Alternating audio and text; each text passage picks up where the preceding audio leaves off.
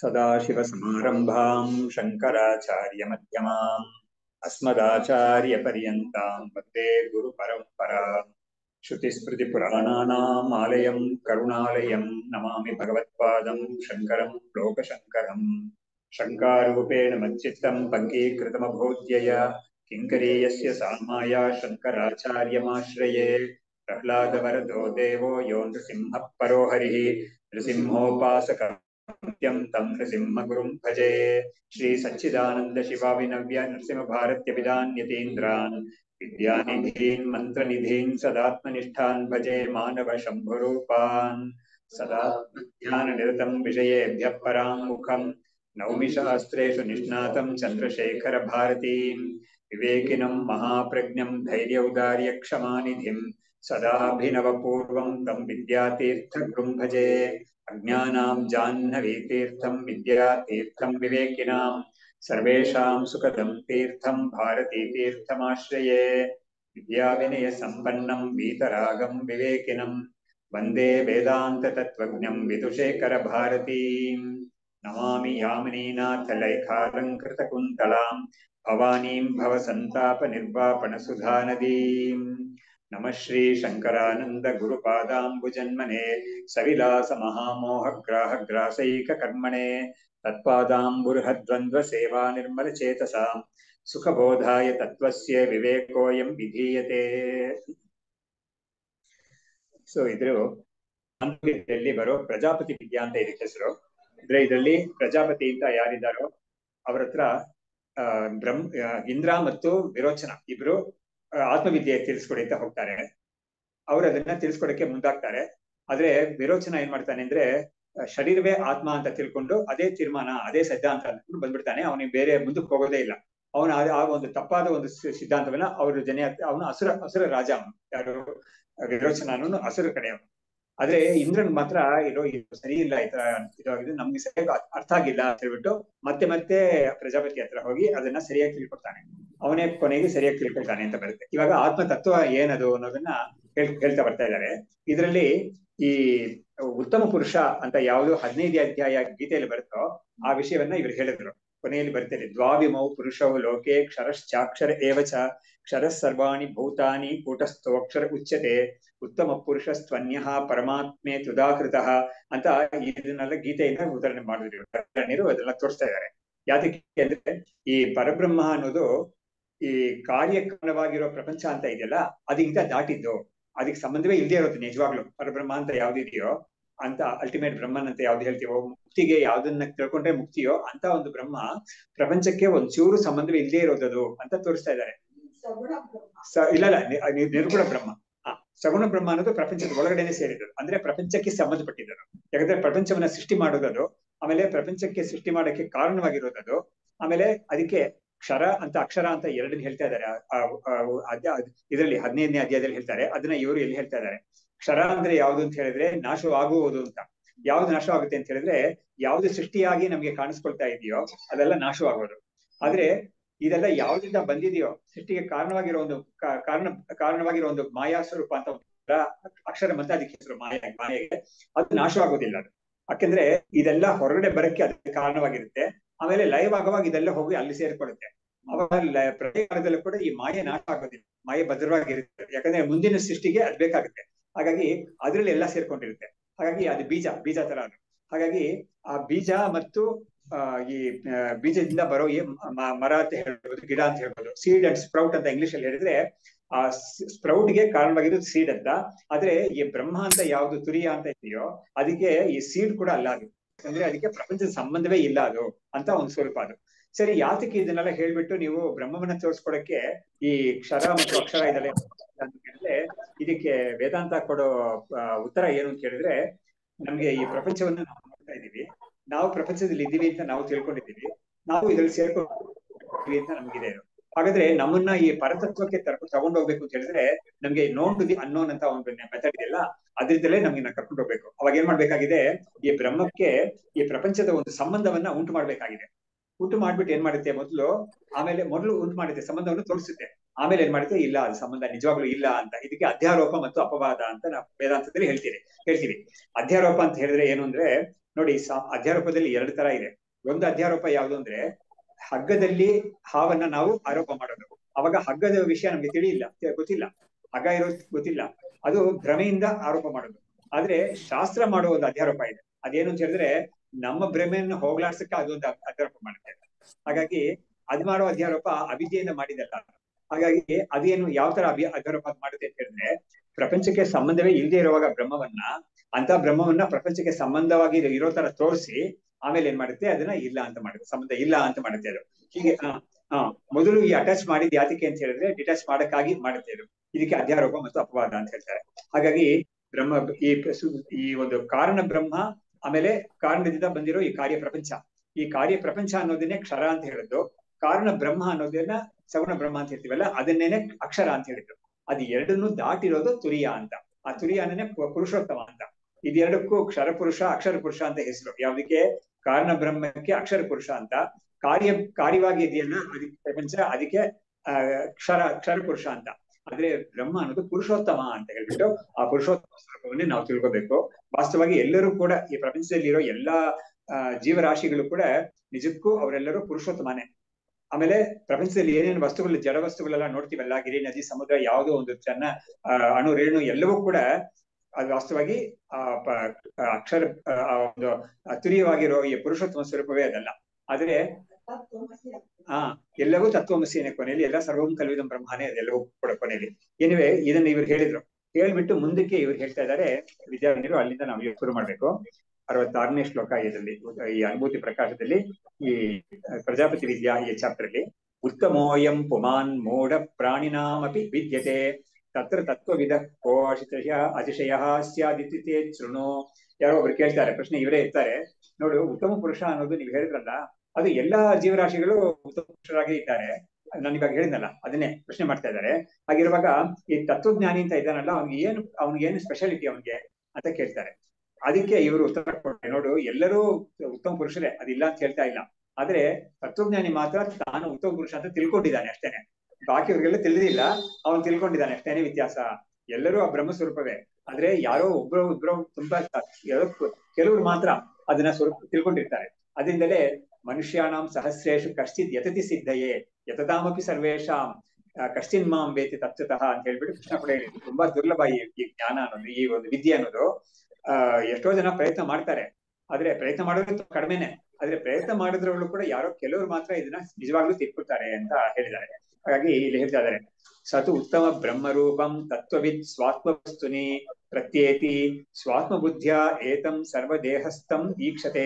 ನೋಡಿ, ಅವನಿಗೆ ಏನು ಒಂದು ವಿಶೇಷ ಅಂತ ಹೇಳಿದ್ರೆ, ತತ್ವಜ್ಞಾನಿಗೆ ತನ್ನನ್ನ ಉತ್ತಮ ಪುರುಷ ಅಂತ ತಿಳ್ಕೊಂಡಿರ್ತಾನೆ. ಅಷ್ಟ್ ಮಾತ್ರ ಅಲ್ಲ, ಬಾಕಿ ಇರೋರು ಎಲ್ಲರೂ ಕೂಡ ಉತ್ತಮ ಪುರುಷ ಅಂತ ಅವನು ತಿಳ್ಕೊಳ್ತಾನೆ ಅಂತ.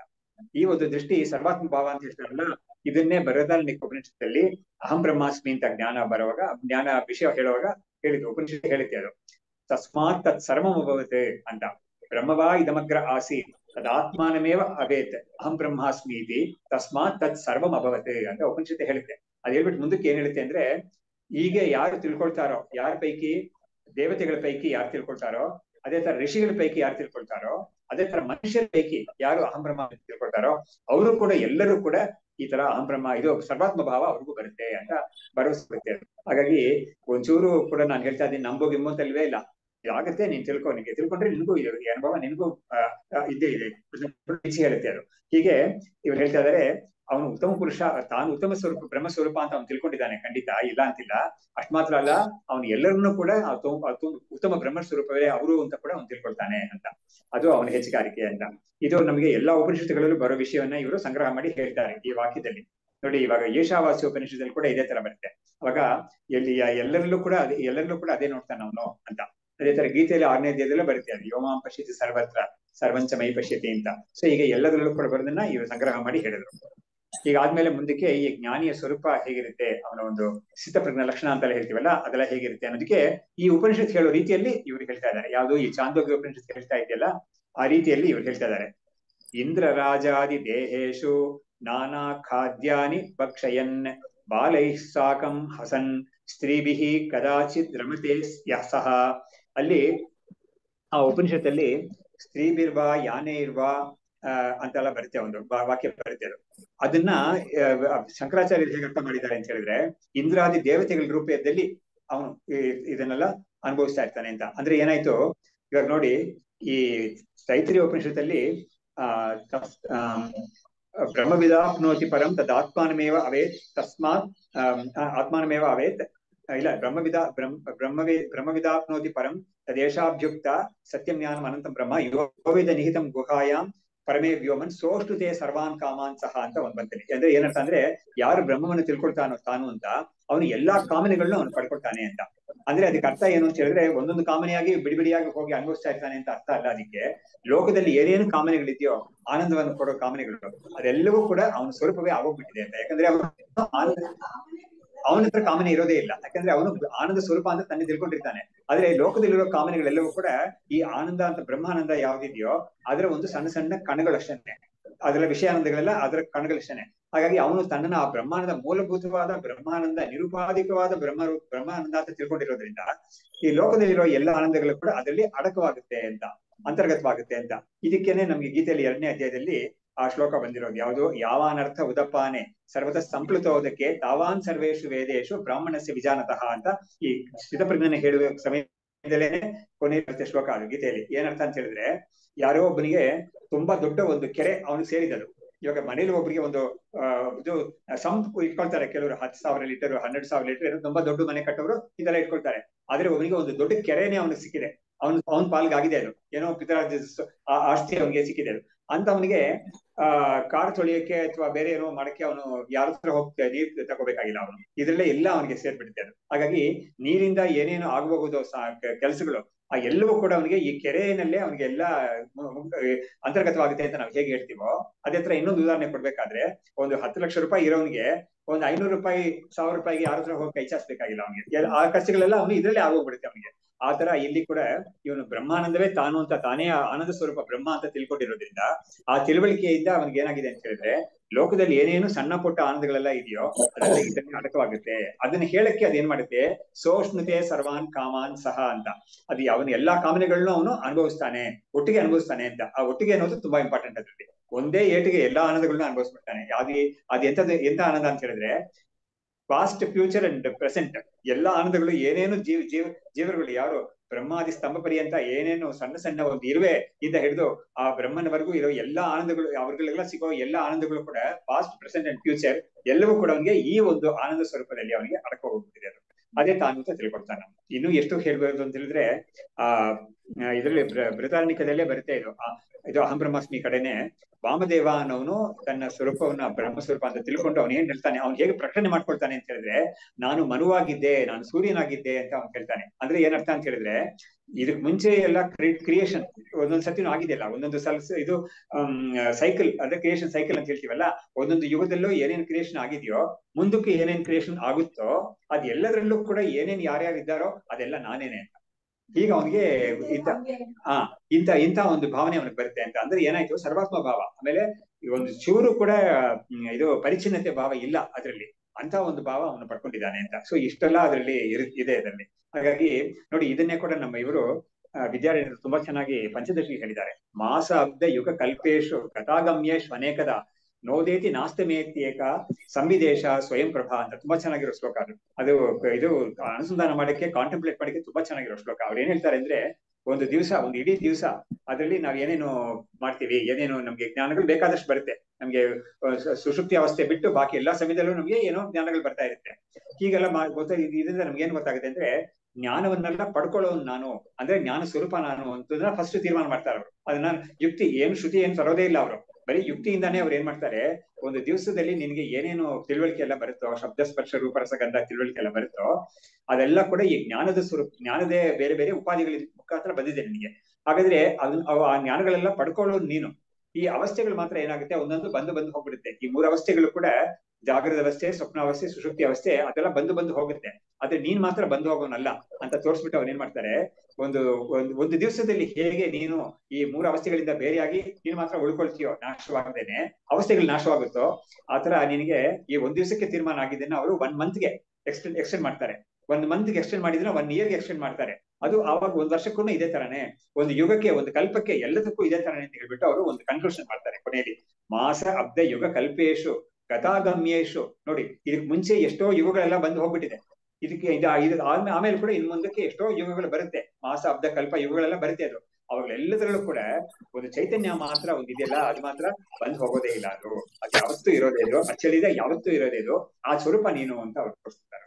ಸೊ ಇದನ್ನ ಒಬ್ಬ ಚೆನ್ನಾಗಿ ಕರಗತ ಮಾಡ್ಕೊಂಡ್ಬಿಟ್ಟ ಅಂತ ಹೇಳಿದ್ರೆ ಅವನಿಗೆ ಈ ಮರಣ ಭಯ ಅನ್ನೋದು ಯಾವ್ದು ಇಲ್ವೇ ಇಲ್ಲ ಅವ್ನಿಗೆ ಖಂಡಿತ. ಯಾಕಂದ್ರೆ ನಾನು ಮಾತ್ರ ಏನು ಹೋಗೋದೇ ಇಲ್ಲ, ನನಗೆ ಭದ್ರವಾಗಿರ್ತೀನಿ, ಶರೀರ ಮಾತ್ರ ಬಂದು ಹೋಗುತ್ತೆ ಅಷ್ಟೇನೆ ಅಂತ ಅವ್ನಿಗೆ ಚೆನ್ನಾಗಿ ಬುದ್ಧಿ ಬಂದ್ಬಿಡುತ್ತೆ ಅದು. ಆಮೇಲೆ ಇಂಥ ಒಂದು ಜ್ಞಾನ ಸರಿ ಅಪರೋಕ್ಷವಾಗಿ ಬಂದ್ಬಿಟ್ಟು ಅವನಿಗೆ, ಈ ಶರೀರ ಕೂಡ ಬರೋದೇ ಹೋಗೋದು ಎಲ್ಲ ಇಲ್ವೇ ಇಲ್ಲ, ಸಂಶಯವೇ ಇಲ್ಲ, ನನ್ಗೆ ಅದಕ್ಕೆ ಸಂಬಂಧವೇ ಇಲ್ಲ, ಇದೆಲ್ಲ ಕೂಡ ನಿಜವಾಗ್ಲೂ ಮಿಥ್ಯೆ ಅಂತ ಹೇಳ್ಬಿಟ್ಟು ಅವನು ಅವನಿಗೆ ಪೂರ್ಣವಾದ ತೃಪ್ತಿ ಅವನಿಗೆ ಇರುತ್ತೆ ಅದು ಅಂತ ಒಂದನ್ನ ಅವರಲ್ಲಿ ಹೇಳ್ತಾರೆ. ಸೊ ಇಷ್ಟು ಅದಕ್ಕೆ ಈ ಅಹಂ ಬ್ರಹ್ಮಾಸ್ಮಿ ಅನ್ನೋದಕ್ಕೆ ಅಷ್ಟೊಂದು ಬೆಲೆ ಇದೆ ಅದಕ್ಕೆ. ಯಾಕಂದ್ರೆ ಅದು ಸರ್ವ ಆನಂದ ಪ್ರಾಪ್ತಿ, ಸರ್ವಾತ್ಮ ಪ್ರಾಪ್ತಿ ಎಲ್ಲವೂ ಅಷ್ಟೇನೆ, ಯಾವುದೇ ಒಂದು ಪರಿಚ್ಛಿನ್ನತೆ ಇಲ್ಲದೆ ಇರೋ ಒಂದು ಸ್ಥಿತಿಯನ್ನ ಅವನು ಹೊಂದ್ತಾ ಇರ್ತಾನೆ. ಬಟ್ ಅವನು ಎಲ್ಲಿರ್ತಾನೆ ಏನು ಅಂತ ಕೇಳಿದ್ರೆ, ಕೆಲವು ಸತಿ ಅವ್ನು ಯಾವ್ದೋ ಒಂದು ಒಂದು ಮರದ ಕೆಳಗೆ ಕೂರ್ತಿರ್ತಾನೆ, ಅರಕಲ್ ಬಟ್ಟೆ ಹಾಕೊಂಡು ಕೂತಿರ್ತಾನೆ ಅವನು, ಅಥವಾ ಕೆಲವು ಸತಿ ಜನಕಂತರ ರಾಜನಾಗಿರ್ತಾನೆ ಅವನು. ಹಾಗಾಗಿ ಅವ್ನು ಎಲ್ಲಿರ್ತಾನೆ ಹೇಗಿರ್ತಾನೆ ಅಂತ ಹೇಳಕ್ಕಾಗಲ್ಲ. ಆದ್ರೆ ಒಟ್ಟಲ್ಲಿ ಬಂದ್ಬಿಟ್ರೆ ಅವನ ಸ್ಥಿತಿನೇ ಬೇರೆ ಅಂತ ಹೇಳ್ತೆ. ಉಪನಿಷತ್ತುಗಳು ಹೇಳುತ್ತೆ, ಮಹಾಭಾರತಾದಿ ಗ್ರಂಥಗಳು ಹೇಳುತ್ತೆ, ಭಾಗವತಾದಿ ಗ್ರಂಥಗಳು ಹೇಳುತ್ತೆ, ತುಂಬಾ ಚೆನ್ನಾಗಿರುತ್ತೆ ಆ ವಿಷಯ. ಸೊ ಈಗ ಇವ್ರು ಹೇಳ್ತಾ ಇದ್ದಾರೆ, ಸತು ಉತ್ತಮ ಬ್ರಹ್ಮರೂಪಂ ತತ್ವವಿತ್ ಸ್ವಾತ್ಮ ವಸ್ತುನಿ ಪ್ರತ್ಯೇಕಿ. ತನ್ನ ಸ್ವರೂಪದಲ್ಲಿ ಅವನು ತಾನು ಬ್ರಹ್ಮಸ್ವರೂಪ ಅಂತ ತಿಳ್ಕೊಳ್ತಾನೆ. ಅಷ್ಟು ಮಾತ್ರ ಅಲ್ಲ, ಪ್ರತಿಯೊಬ್ಬರಲ್ಲೂ ಕೂಡ ಅವರೆಲ್ಲ ಬ್ರಹ್ಮಸ್ವರೂಪವೇ ಅಂತ ತಿಳ್ಕೊಳ್ತಾನೆ ಅವನು ಎಲ್ಲರನ್ನೂ ಕೂಡ ಇವರು ಮನುಷ್ಯರು ಅದೆಲ್ಲ ಲೆಕ್ಕನೆ ಮಾಡಲ್ಲ ಅವನಿಗೆ. ಆದ್ರೆ ಈ ಒಂದು ಲೋಕ ವ್ಯವಹಾರ ಅಂತ ಒಂದಿದೆಯಲ್ಲ, ಆ ವ್ಯವಹಾರ ಹೇಗ್ ಮಾಡ್ಬೇಕೋ ಅದನ್ನ ಮಾಡ್ತಾ ಇರ್ತಾನೆ, ಹಾಗೆ ಮಾಡ್ತಾನೆ ಅವನು. ಶಂಕರಾಚಾರ್ಯರೆಲ್ಲ ತುಂಬಾ ಚೆನ್ನಾಗಿ ತೋರಿಸಿದ್ದಾರೆ ಭಗವದ್ಗೀತೆಯಲ್ಲಿ. ಇವಾಗ ವಿದ್ಯಾ ವಿನಯ ಸಂಪನ್ನೆ ಇದು ಹಾಗಾಗಿ ಆ ಶ್ಲೋಕ ಬರ್ತಲ್ಲ, ಅದರಲ್ಲಿ ವಿದ್ಯಾ ವಿನಯ ಸಂಪನ್ನೆ ಬ್ರಾಹ್ಮಣೆ ಗವಿ ಹಸ್ತಿನಿ ಶುನಿಚೈವ ಶ್ಲೋಕಾಕೇಚ ಪಂಡಿತ ಸಮದರ್ಶಿನಃ ಅಂತ.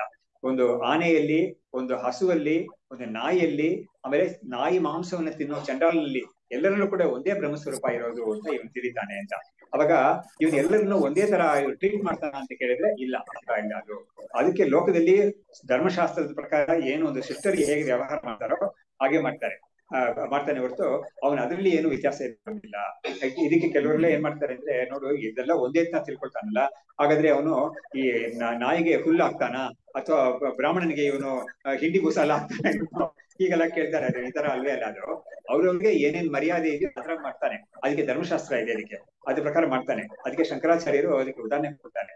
ಒಬ್ಬ ಬ್ರಹ್ಮವಿತ್ ಇದ್ದಾನೆ, ಆಮೇಲೆ ಒಬ್ಬ ಷಡಂಗವಿ ಅಂದ್ರೆ ವೇದವನ್ನು ಕಲ್ತ್ಕೊಂಡು ವೇದಕ್ಕೆ 6 ಅಂಗಗಳಿದೆಯಲ್ಲ ಅದೆಲ್ಲ ತಿಳ್ಕೊಂಡಿರೋನೊಬ್ಬ.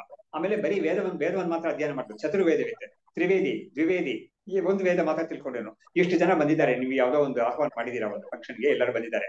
ಬಟ್ ಎಲ್ಲರಿಗೂ ಒಂದೇ ತರ ಮರ್ಯಾದೆ ಮಾಡ್ತೀರಾ ಅಂತ ಹೇಳಿದ್ರೆ ಇಲ್ಲ, ಅವ್ರವ್ರ ಯೋಗ್ಯತೆ ತಕ್ಕನಾಗಿ ಅವ್ರವ್ರಿಗೆ ಮರ್ಯಾದೆ ಮಾಡ್ತಾನೆ. ಯದ್ಯಪಿ ಒಂದು ಜ್ಞಾನಿಯ ಮಾಡುವಾಗ್ಲೂ ಕೂಡ, ಯಾಕಂದ್ರೆ ಅವರು ಒಬ್ಬೊಬ್ರು ಕೂಡ ಅವ್ರವ್ರ ಕ್ಷೇತ್ರದಲ್ಲಿ ಒಂದೊಂದು ವ್ಯವಸಾಯ ಮಾಡಿ ಒಂದು ಸ್ಥಿತಿಗೆ ಬಂದಿದ್ದಾರೆ ಅವರು. ಅವರಿಗೆ ಎಲ್ಲರಿಗೂ ಕೂಡ ಒಂದೇ ತರ ಇದು ಮರ್ಯಾದೆ ಅಲ್ಲ, ಅದು ಅವ್ರವ್ರಿಗೆ ತಕ್ಕನಾಗಿ ಯೋಗ್ಯತೆ ತಕ್ಕನ ಮಾಡ್ಬೇಕು. ಹೀಗೆ ಲೋಕ ವ್ಯವಹಾರ ಇರೋದು, ಹೀಗ್ ಮಾಡ್ತಾನ ಅವನು. ಬಟ್ ಅವನ ದೃಷ್ಟಿ ಏನಿರುತ್ತೆ, ಎಲ್ಲರೂ ಕೂಡ ಒಂದೇ ಬ್ರಹ್ಮಸ್ವರೂಪವೇ ಅಂತ ಆ ದೃಷ್ಟಿ ಇರುತ್ತೆ. ಅದು ವ್ಯವಹಾರದಲ್ಲಿ ಮಾತ್ರ ಹೀಗೊಂದು ಮಾಡ್ತಾನೆ ಅವನು. ಹೇಗೆ ಶಾಸ್ತ್ರದಲ್ಲಿ ಒಪ್ಪಿದಾರೋ, ಹೇಗೆ ಶಿಷ್ಟರೆಲ್ಲ ಮಾಡ್ತಾರೋ ಆ ರೀತಿಯಲ್ಲಿ ಮಾಡ್ತಾನೆ ಅಂತ ಅಷ್ಟೆಲ್ಲ ಕ್ಲಾರಿಫಿಕೇಶನ್ ಕೊಟ್ಟಿದ್ದಾರೆ. ಇಲ್ಲಿ ಇವನು ಎಲ್ಲವನ್ನೂ ಕೂಡ ಬ್ರಹ್ಮಸ್ವರೂಪವಾಗಿ ಅವನು ನೋಡ್ತಾನೆ ಅಂತ ಅದನ್ನ ಹೇಳಿ ಸರ್ವದೇಹಸ್ಥಂ ವೀಕ್ಷತೆ ಅಂತ. ಆಮೇಲೆ ಮುಂದಕ್ಕೆ ಇಂದ್ರ ರಾಜಾದಿ ದೇಹೇಶು, ನಾನು ಇದನ್ನ ಹೇಳ್ಕೊಂಡ್ಬಂದಲ್ಲ, ಅಂದ್ರೆ ಆ ಉಪನಿಷತ್ತಲ್ಲಿ ಈ ತರ ಅವನು ತನ್ನ ಆನಂದವನ್ನ ಬೇರೆ ಬೇರೆ ರೀತಿಯಲ್ಲಿ ಒಬ್ಬೊಬ್ರು ಅನುಭವಿಸ್ತಾ ಇರ್ತಾರೆ. ಬಟ್ ಅವ್ರವ್ರು ಆಯಾ ಸ್ಥಿತಿಯಲ್ಲಿ ಇದ್ಕೊಂಡು ಯಾರ್ಯಾರ ವ್ಯಕ್ತಿಗಳು ಏನೇನ್ ಅನುಭವಿಸ್ತಾರೋ ಆ ಅನುಭವಗಳೆಲ್ಲ, ಆ ಆನಂದವೆಲ್ಲ ತನ್ನದೇ ಆನಂದ ಅಂತ ತಿಳ್ಕೊಳ್ತಾನೆ ಅಂತ ಅಷ್ಟೇ ಅರ್ಥ. ಇವನು ಅದೆಲ್ಲ ಮಾಡ್ತಾ ಇರ್ತಾನೆ ಅಂತ ಅರ್ಥ ಅಲ್ಲ ಅದಕ್ಕೆ. ಈ ವಾಕ್ಯಕ್ಕೆ ಅವ್ರ ಅರ್ಥ ಮಾಡ್ತಾರೆ. ಇಂದ್ರ ರಾಜಾದಿ ದೇಹೇಶು ನಾನಾ ಖಾದ್ಯಾನಿ ಭಕ್ಷಯನ್ ಬಾಲೇಹಿ ಸಾಕಂ ಹಸನ್ ಸ್ತ್ರೀಭಿಹಿ ಕದಾಚಿತ್ ರಮತೆ ಸಹ ಅಂತ. ಹಾಗಾಗಿ ಇಂದ್ರ ರಾಜಾದಿ ದೇಹಗಳಲ್ಲಿ ಇದ್ಕೊಂಡು, ಯಾಕಂದ್ರೆ ಎಲ್ಲರ ದೇಹದಲ್ಲಿ ಇರೋದು ನಾನೇ ಅಂತ ತಿಳ್ಕೊಂಡಿರ್ತಾನ ನಾವು. ಯಾಕಂದ್ರೆ ಇದೇ ಒಂದು ಬ್ರಹ್ಮಸ್ವರೂಪವೇ ಎಲ್ಲಾ ದೇಹಗಳಲ್ಲೂ ಇರೋದು, ಅದೇ ಅಲ್ಟಿಮೇಟ್ಲಿ ಅಲ್ಲಿರೋ ಒಂದು ಚೈತನ್ಯ ಸ್ವರೂಪ. ಹಾಗಾಗಿ ಅದನ್ನ ಇಟ್ಕೊಂಡೆ ಎಲ್ಲರೂ ಅವ್ರವ್ರ ಕೆಲಸಗಳು ಮಾಡ್ತಾ ಇದ್ದಾರೆ. ಹಾಗಾಗಿ ಅದೆಲ್ಲರದ್ರಲ್ಲೂ ಇರೋದು ನಾನೇ ಅಂತ ತಿಳ್ಕೊಂಡಿರ್ತಾನೆ ಅವನು. ಹಾಗಾಗಿ ಏನಾಯ್ತು, ಇಂದ್ರ ಅಂದ್ರೆ ದೇವೇಂದ್ರ, ಆಮೇಲೆ ರಾಜ ಅಂದ್ರೆ ಲೋಕದಲ್ಲಿ ಇರೋ ಒಂದು ಮನುಷ್ಯರಿಗೆ ಒಂದು ರಾಜನಾಗಿರ್ತಾನಲ್ಲ ಅವನು. ಯಾಕಂದ್ರೆ ಯಾವ್ದಕ್ಕೆ ಇಂದ್ರ ರಾಜ ಹೇಳ್ತಾ ಇದಾರೆ ಅಂದ್ರೆ, ಭೋಗಕ್ಕೆ ಅವ್ರಿಗೆಲ್ಲ ಜಾಸ್ತಿ ಭೋಗ ಸಿಗುತ್ತೆ ಅಂತ. ಹಾಗಾಗಿ ಅವ್ರಿಗೆಲ್ಲ ಇರೋ ಯಾವ ಭೋಗ ಇದೆಯೋ, ನಾನಾ ಖಾದ್ಯಾನಿ ಪಕ್ಷಿ, ಅಲ್ಲಿ ಜಕ್ಷನ್ ಕ್ರೀಡನ್ ರಮಮಾಣಃ ಸ್ತ್ರೀಭಿರ್ವಾ ಯಾನೇರ್ವಾ ಅಂತ ಬರುತ್ತೆ ಅಲ್ಲಿ ಚಾಂದೋಗ್ಯ ಪುಸ್ತಕದಲ್ಲಿ. ಜಕ್ಷನ್ ಅಂದ್ರೆ ತಿಂತ, ಕ್ರೀಡನ್ ಅಂದ್ರೆ ಆಟ ಆಡ್ಕೊಂಡು ಈ ತರ ರಮಿಸ್ತಾ ಇರ್ತಾನೆ. ಇದು ಮಹಿಳೆಯರ ಜೊತೆಯೂ ಇದು ಭೋಗವನ್ನು ಮಾಡ್ತಾ ಇರ್ತಾನೆ ಅಂತ. ಯಾಕಂದ್ರೆ ಈ ಇಂದ್ರ ರಾಜ ಅವ್ರಿಗೆಲ್ಲ ಬೇಕಾದಷ್ಟು ಮಹಿಳೆಯರು ಇರ್ತಾರೆ, ಅವರಿಗೆ ಭೋಗ ಮಾಡಕ್ಕೆ ಇರ್ತಾರೆ. ಅದರಿಂದ ಆ ಉದಾಹರಣೆ ಕೊಡ್ತಾರೆ. ಸೊ ಹಾಗಾಗಿ ಅವ್ರ ಶರೀರಗಳಲ್ಲಿ ಇದ್ದುಕೊಂಡು ನಾನಾ ಖಾದ್ಯಾನಿ ಭಕ್ಷಯನ್, ಅವ್ರವ್ರಿಗೆ ಏನೇನು ಆಹಾರಗಳೆಲ್ಲ ಸಿಗುತ್ತೆ ಅದೆಲ್ಲ ಕೂಡ ಅವ್ರು ತಿಂತಾ ಇರ್ತಾರಲ್ಲ, ಅದೆಲ್ಲ ಇವನು ನಾನ್ ತಿಂತಾ ಇದ್ದೀನಿ ಅಂದ್ರೆ ಅವ್ರ ಬಾಯಿಗಳಿಂದ ನಾನೇ ಅದನ್ನ ತಿಂತಾ ಇರೋದು ಅಂತ. ಯಾರ್ಯಾರ ಬಾಯಿಗಳಿಂದ ಏನೇನ್ ತಿಂತಾ ಇರ್ತಾರೋ ಪ್ರಪಂಚದಲ್ಲಿ ಏನೇನು ಒಂದು ಸಣ್ಣ ಪ್ರಾಣಿ ಪಕ್ಷಿ ಯಾವುದೋ ಒಂದು ಕ್ರಿಮಿ ಕೀಟ ಒಂದು ಇರುವೆಯಿಂದ ಏನೇನು ತಿಂತಾ ಇರುತ್ತೋ ಅದೆಲ್ಲವೂ ಕೂಡ ಆ ಬ್ರಹ್ಮಸ್ವರೂಪವೇ ತಿನ್ನೋದು ಅಂತ ಆ ಭಾವನೆ. ಅದಕ್ಕೆ ನಮ್ಗೆ ತೈತಿರಿಯದಲ್ಲಿ ಕೂಡ ಅವನ ಆತ್ಮಜ್ಞಾನಿಯ ಒಂದು ಅವನು ತನ್ನ ಸ್ವರೂಪ ಆನಂದವನ್ನ ಹೇಗೆ ಅವನು ಹೊರಗಡೆ ಹೇಳ್ತಾನೆ ಅನ್ನೋದಕ್ಕೆ ಅಹಮನ್ನಂ ಅಂತ ಬರುತ್ತಲ್ಲ, ಆ ಜಾಗದಲ್ಲಿ ಹೀಗೆ ಬರ್ತದೆ. ಸೊ ಹಾಗಾಗಿ ಅಹಂ ಅನ್ನಾದಹ ಅಂತ ಬರ್ತದೆ. ಅಂದ್ರೆ ಅನ್ನ ಅನ್ನೋದು ನಾನೇನೆ, ಅದನ್ನ ತಿನ್ನೋನು ನಾನೇನೆ. ಹಾಗಾಗಿ ಆ ಭೋಗ್ಯ ವಸ್ತು ಅನ್ನೋದು ಏನಿದೆಯೋ ಅದು ಕೂಡ ಬ್ರಹ್ಮವೇ, ಆ ಭೋಕ್ತ ಯಾರಿದ್ದಾನೋ ಅವನು ಕೂಡ ಬ್ರಹ್ಮವೇ ಅಂತ. ಸೊ ಬ್ರಹ್ಮವನ್ನು ಬಿಟ್ಟು ಬೇರೆ ಯಾವುದೂ ಇಲ್ವೇ ಇಲ್ಲ. ಇದನ್ನ ನಮ್ಗೆ ನಾನಾ ರೀತಿಯಲ್ಲಿ ಬೇರೆ ಬೇರೆ ಕಡೆ ಹೇಳಿದ್ರೆ, ಗೀತೆಯಲ್ಲಿ ಪ್ರಸಿದ್ಧವಾಗಿ ಹೇಳಿರೋದು ಬ್ರಹ್ಮಾರ್ಪಣಂ ಹವಿಹಿ ಬ್ರಹ್ಮಾಗ್ನೋ ಬ್ರಹ್ಮಣಾಹುತಂ ಅಂತ. ಸೊ ಹೀಗೆ ಇಂಥ ಒಂದು ಬಂದಾಗ ಏನಾಗುತ್ತೆ, ಒಂದು ಯಾಗದ ಯಜ್ಞ ಅಂತ ಒಂದು ರೂಪಕ ಅದರಲ್ಲಿ ನೋಡಿದಾಗ ಬೇಕಾದಷ್ಟು ಫ್ಯಾಕ್ಟರ್ಸ್ ಇರುತ್ತೆ ಅದರಲ್ಲಿ. ಯಜ್ಞ ಪತ್ನಿ ಇರ್ತಾಳೆ, ಯಜ್ಞ ಮಾಡೋ ಯಜಮಾನ ಇರ್ತಾನೆ, ಆಮೇಲೆ ಅದರಲ್ಲಿ ಹಾಕೋ ವಸ್ತುಗಳಿರುತ್ತೆ, ಆಮೇಲೆ ಮಂತ್ರಗಳಿರುತ್ತೆ, ಋತುಗಳ ಇರ್ತಾರೆ, ಅಗ್ನಿ ಇರುತ್ತೆ, ಈ ಬೇಕಾದಷ್ಟು ಇರುತ್ತೆ ಅದರಲ್ಲಿ. ಹಾಗಾಗಿ ಅವುಗಳೆಲ್ಲವೂ ಕೂಡ ಬ್ರಹ್ಮ ಅಂತ ಇವ್ರು ತಿಳ್ಕೊಳ್ತಾನೆ ಅಂತ. ಹಾಗಾಗಿ ಏನಾಯ್ತು, ಇವಾಗ ನಾವು ಸಾಮಾನ್ಯವಾಗಿ ಬ್ರಹ್ಮ ಊಟ ಮಾಡಕ್ ಮುಂಚೆ ಹೇಳ್ತಾರೆ, ಅನ್ನಪೂರ್ಣೆ ಸದಾಪೂರ್ಣೆ ಹೇಳುವಾಗ ಇದನ್ನು ಹೇಳ್ತಾರೆ. ಎಲ್ಲ ಕಡೆನೂ ಇದೇ ಅರ್ಥನೇ. ಹಾಗಾಗಿ ಅವನು ತಿನ್ನಕ್ಕೆ ಕೂತವನು ಭೋಕ್ತಾಚ ಬ್ರಹ್ಮ ಅಹಂಚ ಬ್ರಹ್ಮ ಅನ್ನಂಚ ಬ್ರಹ್ಮ ಶಾಸ್ತ್ರದಲ್ಲಿ ಹೇಳ್ತಾರೆ, ಕೇಳಿರ್ತೀರಿ ಆ ವಾಕ್ಯಗಳೆಲ್ಲ ಹೇಳ್ತಾರೆ.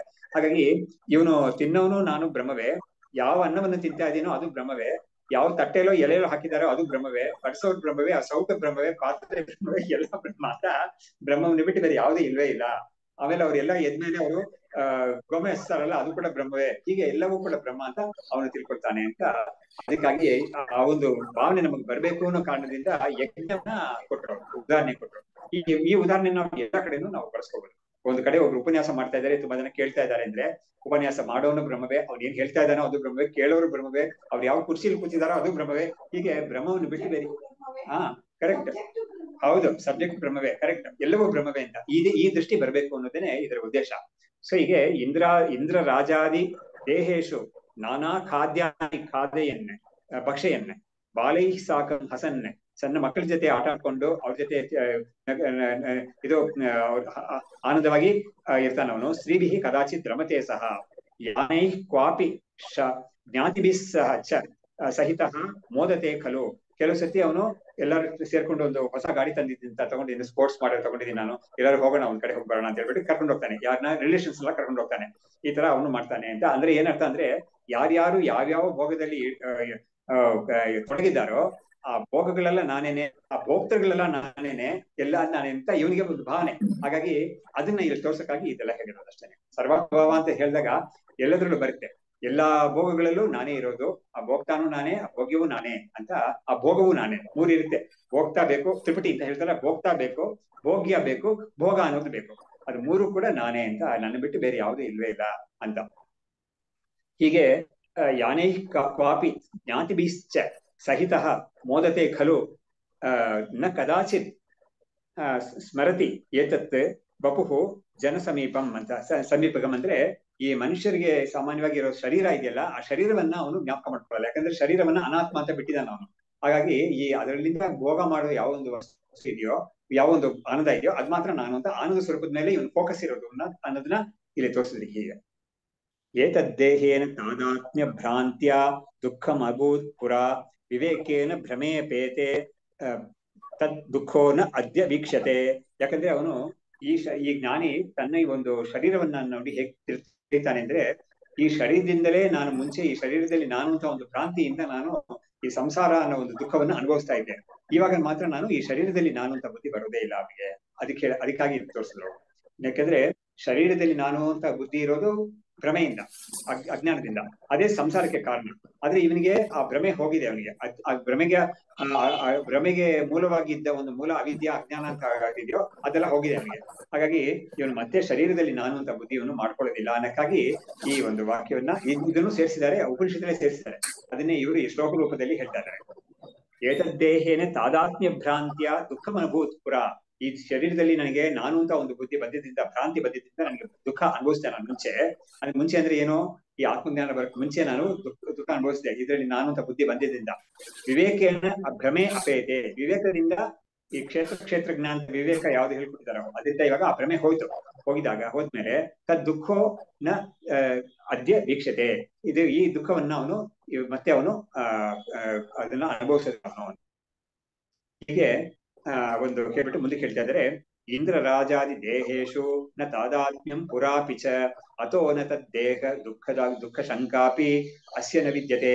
ಆಮೇಲೆ ಇಂದ್ರ ರಾಜ ಇವರುಗಳೆಲ್ಲ ಏನೇನು ಭೋಗ ಮಾಡ್ತಾ ಇದ್ದಾರೋ ಆ ಭೋಗ ಮಾಡ್ತಾ ಇರೋ ಶರೀರಗಳಿದೆಯಲ್ಲ, ಆ ಶರೀರದಲ್ಲಿ ಕೂಡ ಇವನಿಗೆ ನಾನು ಅಂತ ಬುದ್ಧಿ ಬರೋದಿಲ್ಲ. ಯಾಕೆಂದ್ರೆ ಆ ಶರೀರದಲ್ಲಿ ನಾನು ಅನ್ನೋ ಬುದ್ಧಿಯೇ ಯಾವಾಗ್ಲೂ ಇದಕ್ಕೆ ಕಾರಣ, ಏನೋ ಭ್ರಮೆಗೆ, ಇದು ದುಃಖಕ್ಕೆ ಕಾರಣ. ಅದರಿಂದ ಯಾವ ದುಃಖ ಕೂಡ ನನಗೆ ಬರೋದೇ ಇಲ್ಲ ಅಂತ ಅವನು ನೋಡ್ಕೊಳ್ತಾನೆ. ಇವಾಗ ತುಂಬಾ ಇಂಟ್ರೆಸ್ಟಿಂಗ್ ವಿಷಯ ಏನ್ ಬರುತ್ತೆ ಅಂತ ಹೇಳಿದ್ರೆ, ನೋಡು, ಲೋಕದಲ್ಲಿ ಎಷ್ಟೋ ಸುಖ ಇದೆ, ಅದೇ ತರ ದುಃಖನೂ ಇದೆ. ಇವಾಗ ಲೋಕದಲ್ಲಿರೋ ಎಲ್ಲಾ ಸುಖಾನು ಇವನಿಗೆ ಬರುತ್ತೆ, ಲೋಕದಲ್ಲಿರೋ ಎಲ್ಲಾ ದುಃಖ ಯಾತಕ್ಕೆ ಬರಬಾರ್ದು ಅಂತ ಒಂದು ಪ್ರಶ್ನೆ ಬರುತ್ತಲ್ಲ. ಅದಕ್ಕೆ ತುಂಬಾ ಚಮತ್ಕಾರವಾಗಿ ಉಪನಿಷತ್ತು ಯುಕ್ತಿ ಪುರಸ್ಸರವಾಗಿ ಅದಕ್ಕೆ ಉತ್ತರ ಕೊಡುತ್ತೆ. ನಾವು ಅದನ್ನೇ ನೋಡೋಣ, ಈ ಶ್ಲೋಕಗಳನ್ನ ನೋಡೋಣ, ನಮ್ಗೆ ಅದನ್ನ ಅಪ್ರಿಶಿಯೇಟ್ ಮಾಡಕ್ಕಾಗುತ್ತೆ. ಇವಾಗ ಹೇಳ್ತಾರೆ, ಸುಖಾನಿ ತದ್ ದೇಹಗಾನಿ ಸಾಕ್ಷಿ ಸರ್ವಾಣಿ ಅವೇಕ್ಷತೆ ಸಾಕ್ಷ್ಯಾತ್ಮತ್ವ ಅಭಿಮಾನಿ ಸನ್ ಜ್ಞಾನಿ ತಾನಿ ಅಭಿಮನ್ಯತೆ. ಇವಾಗ ಸುಖವನ್ನು, ಯಾವ್ದಾವ್ದು ಸುಖವನ್ನು ದೇಹದಲ್ಲಿ ಒಂದು ದೇಹದಲ್ಲೂ ಸುಖ ಬರುತ್ತೆ. ಯಾಕಂದ್ರೆ ಆ ದೇಹದಿಂದ ಮುಖಾಂತರ ಅವನು ಏನೇನು ಅನುಭವಿಸ್ತಾನೋ, ಸುಖವನ್ನು ಅನುಭವಿಸ್ತಾನೋ, ಆನಂದವನ್ನು ಅನುಭವಿಸ್ತಾನೋ, ಆ ಸುಖವೆಲ್ಲ ಅವನ ಶರೀರದಲ್ಲಿ ಅವನಿಗೆ ಗೊತ್ತಾಗುತ್ತೆ. ಈ ತರ ಈ ಜ್ಞಾನಿ ಕೂಡ ಅದರಲ್ಲಿ ಒಂದು ತಾದಾತ್ಮ್ಯ ಇಟ್ಕೊಂಡು ಆ ಸುಖವೆಲ್ಲ ನಂದೇ ಅಂತ ಹೇಳ್ಕೊಳ್ತಾನೆ. ಇವಾಗ ಮುಂದಕ್ಕೆ ಕೇಳ್ತಾರೆ, ಯಾತಕ್ಕೆ ದುಃಖದಲ್ಲಿ ಅವನಿಗೆ ಯಾತಕ್ಕೆ ತಾದಾತ್ಮ್ಯ ಬರೋದಿಲ್ಲ ಅಂತ ಕೇಳ್ತಾರೆ. ಎಲ್ಲರಿಗೂ ದುಃಖವನ್ನು ಬರುತ್ತಲ್ಲ, ಎಷ್ಟೋ ಜನಗಳಿಗೆ ಸುಖ ಬರೋ ಜನಗಳಿಗೆಲ್ಲ ದುಃಖನೂ ಬಂದೇ ಬರುತ್ತೆ. ಹಾಗಿರುವಾಗ ದುಃಖದಲ್ಲಿ ಮಾತ್ರ ಇವನಿಗೆ ಯಾತಕ್ಕೆ ನನಗೆ ಪಾಲಿಲ್ಲ, ನನಗೆ ಅಥವಾ ನಾನು ಅದನ್ನ ನನಗೆ ಅಂತ ಯಾತಕ್ಕೆ ಹೇಳಲ್ಲ ಅಂದ್ರೆ, ಅದಕ್ಕೆ ಯುಕ್ತಿ ಪುರಸ್ಸರವಾಗಿ ಹೇಳ್ತಾರೆ.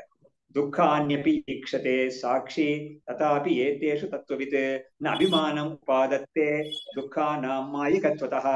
ಇವಾಗ ಹೇಳ್ತಾರೆ, ದುಃಖ ಅನ್ನೋದು ಸಾಕ್ಷಿ ಅನ್ನೋದು ಸುಖವನ್ನು ನೋಡುತ್ತೆ, ದುಃಖವನ್ನು ನೋಡುತ್ತೆ. ಯಾಕಂದ್ರೆ ಸಾಕ್ಷಿ ಅನ್ನೋದೇನು, ಅಂತಃಕರಣದಲ್ಲಿ ಬಂದಿರೋ ಅನುಭವಗಳಿಗೆ ಅದು ಸಾಕ್ಷಿಯಾಗಿದೆ. ಅಂತಃಕರಣದಲ್ಲಿ ಸುಖ ಬಂತು ಅಂತ ಹೇಳಿದ್ರೆ ಸುಖವನ್ನು ನನಗೆ ಬಂತು ಅಂತ ಅವ್ನಿಗೆ ಗೊತ್ತಾಗುತ್ತೆ, ಸಾಕ್ಷಿ ಬೆಳಕಿಂದ ಗೊತ್ತಾಗುತ್ತೆ.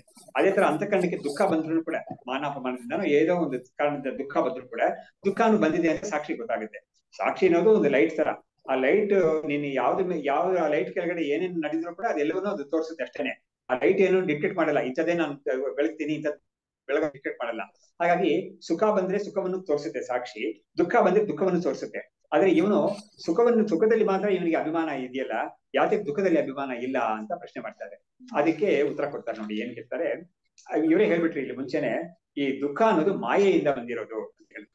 ಹಾಗಾದ್ರೆ ಸುಖ ಅದಕ್ಕೆ ಅದೇ ಸುಖ ಅಂದ್ರೆ ಯಾತಕ್ಕೆ ಮಾಯೆ ಅಂತ ಹೇಳ್ಬಾರ್ದ ಅಂತ ಕೇಳಿದ್ರೆ, ಮಾಯೆಯಿಂದ ಯಾತಕ್ಕೆ ಹೇಳ್ಬಾರ್ದು ಅಂತ ಕೇಳಿದ್ರೆ ಅದಕ್ಕೆ ಉತ್ತರ ಕೊಡ್ತಾರೆ ನೋಡಿ. ಏನ್ ವಿಷಯ ಅಂತ ಹೇಳಿದ್ರೆ, ಬ್ರಹ್ಮವನ್ನ ಉಪನಿಷತ್ತು ಆನಂದ ಸ್ವರೂಪ ಅಂತ ಕರೆದಿದೆ. ಎಲ್ಲೂ ಕೂಡ ಉಪನಿಷತ್ ಬ್ರಹ್ಮವನ್ನ ದುಃಖ ಸ್ವರೂಪ ಅಂತ ಕರೆದೇ ಇಲ್ಲ. ಬ್ರಹ್ಮವನ್ನ ಹೇಳುವ ಅನಂತ ಬ್ರಹ್ಮ ಅಂತ ಹೇಳುವಾಗ ಆ ಬ್ರಹ್ಮವು ಸತ್ಯ ಸ್ವರೂಪ, ಸತ್ಸ್ವರೂಪ, ಚಿತ್ ಸ್ವರೂಪ, ಅನಂತವಾಗಿದೆ. ಅದು ಯಾವುದೇ ಪರಿಚೀನತೆ ಇಲ್ಲ, ಜೊತೆಗೆ ಆನಂದ ಅಂತಾನು ಸೇರಿಸಿದೆ. ಅಂದ್ರೆ ಬ್ರಹ್ಮವನ್ನ ಆನಂದ ಹೇಳಿದೆ, ಆ ಬ್ರಹ್ಮವನ್ನ ದುಃಖ ಅಂತ ಎಲ್ಲೂ ಹೇಳಲೇ ಇಲ್ಲ. ಆಮೇಲೆ ಇಷ್ಟಕ್ಕೂ ಹೇಳ್ಬಿಟ್ಟು ಕೂಡ ಉಪನಿಷತ್ತು ಏನ್ ಹೇಳುತ್ತೆ ಅಂತ ಹೇಳಿದ್ರೆ, ಲೋಕದಲ್ಲಿ ಏನು ಆನಂದಗಳು ಒಬ್ರು ಅನುಭವಿಸ್ತಾರೋ ಅದೆಲ್ಲವೂ ಕೂಡ ಆ ಬ್ರಹ್ಮಾನಂದದ ಸಣ್ಣ ಸಣ್ಣ ಔಪಾಧಿಕ ರೂಪದಲ್ಲಿ ಅನುಭವಿಸ್ತಾ ಇದ್ದಾರೆ ಅಂತ ಅದನ್ನ ಹೇಳಿದೆ. ಆದ್ರೆ ದುಃಖಕ್ಕೆ ಮಾತ್ರ ಆತರ ಹೇಳಲೇ ಇಲ್ಲ. ಯಾತಕ್ಕೆ ಹೇಳಿಲ್ಲ ಅಂತ ಹೇಳಿದ್ರೆ, ಅದು ಸರಿ, ಸುಖ ದುಃಖ ಸಮಯಕೃತ್ವ ಅನ್ನೋದು ಏನು ಅಂತ ಹೇಳಿದ್ರೆ, ಅವನಿಗೆ ಜೀವನದಲ್ಲಿ ಪ್ರಾರಂಭ ವಶಾತ್ ಬಂದಿರೋ ಸುಖವಾಗ್ಲಿ ದುಃಖವಾಗ್ಲಿ ಎರಡರೂ ಸಮಬುದ್ಧಿ ಇರುತ್ತೆ ಅವನಿಗೆ ಅಂತ ಹೇಳಿದ್ದಾನೆ. ಆದ್ರೆ ಇಲ್ಲಿ ಹೇಳ್ತಾ ಇರೋದು ಏನಂದ್ರೆ, ಆನಂದದ ಮೇಲೆ ಫೋಕಸ್ ಮಾಡ್ಕೊಂಡು ಹೇಳುವಾಗ, ನಾನು ಆನಂದ ಸ್ವರೂಪ ಅಂತ ಹೇಳುವಾಗ ಯಾರು ಕೂಡ ತನ್ನ ದುಃಖ ಸ್ವರೂಪ ನಾನು ಅಂತ ಹೇಳ್ಕೊಳ್ಳೋದೇ ಇಲ್ಲ. ಯಾಕಂದ್ರೆ ಉಪನಿಷತ್ ಕೂಡ ತನ್ನ ಬ್ರಹ್ಮವನ್ನ ದುಃಖ ಸ್ವರೂಪ ಅಂತ ಹೇಳಲೇ ಇಲ್ಲ. ಹಾಗಾಗಿ ಆನಂದ ಸ್ವರೂಪ ಅಂತಾನೆ ಹೇಳ್ತದ್ದು. ಹಾಗಿರುವಾಗ ಲೋಕದಲ್ಲಿರೋ ಎಲ್ಲಾ ಆನಂದಗಳು ಕೂಡ ಈ ಆನಂದದ ಬೇರೆ ಬೇರೆ ಔಪಾಧಿಕ ರೂಪಗಳೇ ಹೊರತು ದುಃಖಕ್ಕೆ ಆತರ ಹೇಳಲೇ ಇಲ್ಲ. ಲೋಕದಲ್ಲಿ ಏನೇನ್ ದುಃಖ ಅನುಭವಿಸ್ತಾರೋ ನೋಡಿ, ಕೆಲವರಿಗೆ ಸಣ್ಣ ದುಃಖ ಬರುತ್ತೆ, ಒಬ್ಬ ಮನುಷ್ಯನಿಗೆ ಒಂದು ಮುಳ್ಳು ಒಂದು ದುಃಖ ಅದು. ಆದ್ರೆ ಒಂದ್ ಕಡೆ ಫ್ರಾಕ್ಚರ್ ಆಗೋಯ್ತು ಅಂತ ಹೇಳಿದ್ರೆ ಅದನ್ನ ಆತರ ಬೇರೆ ಬೇರೆ ದುಃಖಗಳಲ್ಲಿ ತಾರತಮ್ಯ ಇದೆ. ಆದ್ರೂ ಕೂಡ ಈ ದುಃಖಗಳೆಲ್ಲ ಆ ಯಾವುದೋ ಒಂದು ಮೂಲವಾಗಿ ಒಂದು ದುಃಖ ಇದೆ, ಅದರ ಒಂದು ಬೇರೆ ಬೇರೆ ಫಾರ್ಮ್ಸ್ ಅಂತ ಏನು ಹೇಳಲೇ ಇಲ್ಲ. ಆದ್ರೆ ಆನಂದದಲ್ಲಿ ಮಾತ್ರ ಅದರ ತಾರತಮ್ಯನು ಹೇಳಿದೆ, ಕೊನೆಯಲ್ಲಿ ಆನಂದ ಸ್ವರೂಪದ್ದೇ ಬೇರೆ ಬೇರೆ ರೂಪಗಳಿದೆ ಅಂತಾನೆ ಹೇಳಿದೆ.